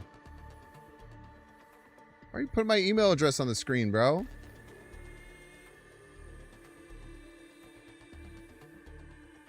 I guess they did actually censor my email address, which was very nice of them. They didn't have to do all that.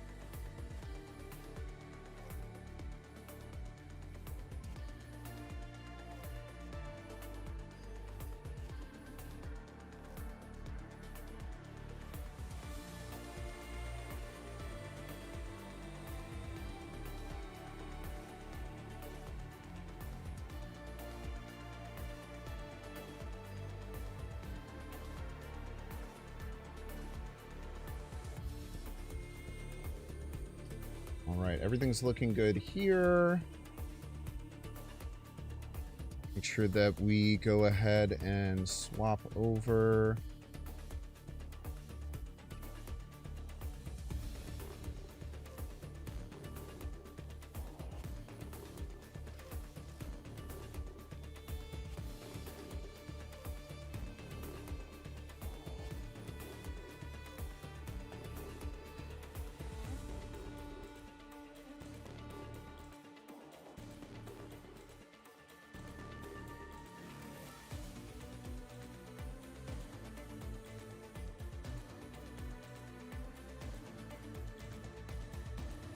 Okay. Done and done.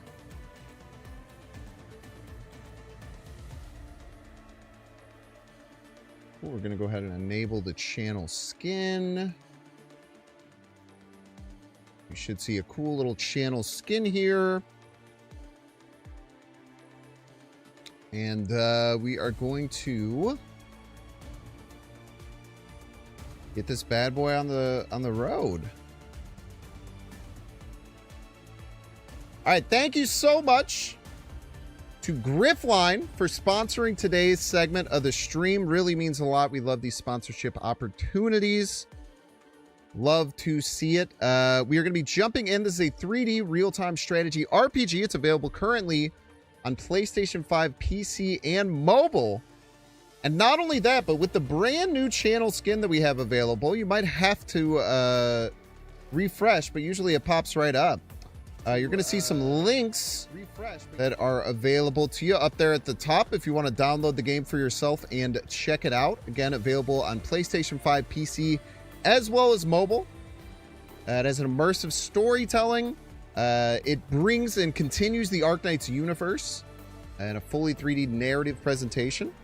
Lots of character customization. I'm not super big into character customization personally. But I know that a lot of people are big fans of character customization. So maybe that's a bit more your tempo than mine. And then, yeah, tactical real-time action. That's why I'm playing for dang sure. So really good tactical gameplay. Awesome RPG elements. Super excited. Use the banner available right now to watch or get the game for yourself. And we're going to jump in and see what it's like right now. Yo, GG's, GG's. Yeah, that very first game was, we literally drew the perfect line, top to bottom. There's no better line for a deck than what we got the first game, which is why we even had the luxury of being able to play onto Lechigia on turn 1. Hypergriff presents.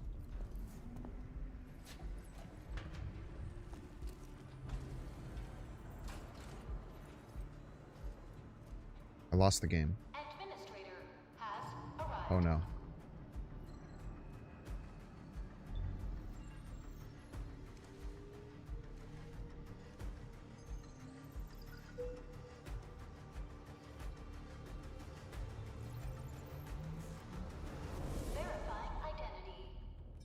Okay. Who are you? Verify identity. Will be this strapping lad over here. Graphics are really, really nice. Not deny that.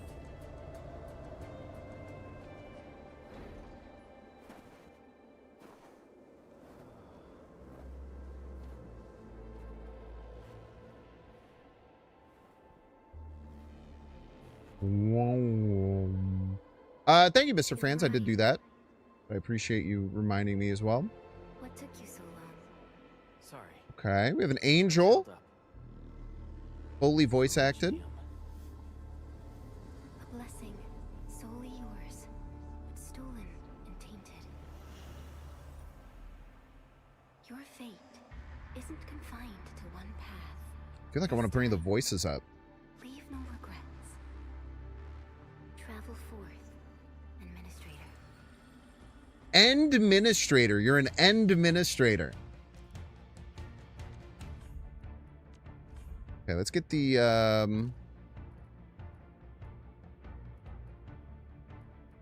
pop the master volume up a couple.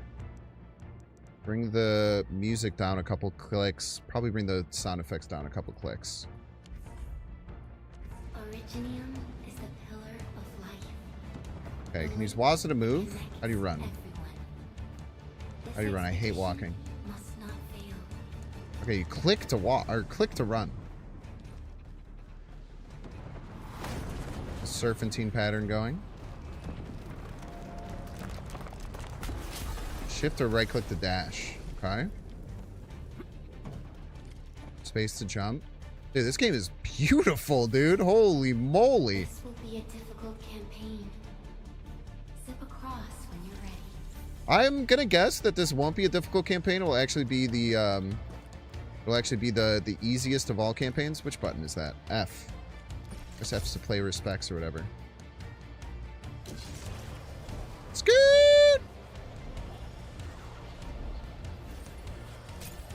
I would imagine this is going to be the easiest that they would do. Right click to unlatch from the dang old Zippler. Okay, we got our first enemy. A level 50? Okay, basic attack. Keep clicking the left mouse button to perform basic attacks. Keep attacking and perform the last basic attack sequence, Final Strike. And do. Time to fight. There's the Final Strike right there. Level 50? What a joke. I wonder if there's a situation where we're pretty strong right now and then something's going to happen. And then we're... That's 1,000. That's pretty good. And then it's going to bring us back down to Earth, potentially. You shift or right click. Dodging does not interrupt basic attack sequences, but does cost stamina. Pressing the dodge mode, the precise mode of the enemy attack triggers a perfect dodge. Now, what happens in a lot of these games is when that flash happens is when you can do it, is usually what they try and do. The most alien life form that never tires. For over Yeah, dude. we resisted their ruin and devastation. Why didn't they tell me that the jump attack is broken? It does twice as much damage in an area. They're a little invisible wall centric, it feels like, on the outside, but I really do think for a game like this, if you want to have all those crazy visuals on the outside, that's sometimes just kind of the price of paying business, or price of doing business a little bit. Can't judge them on that too terribly much.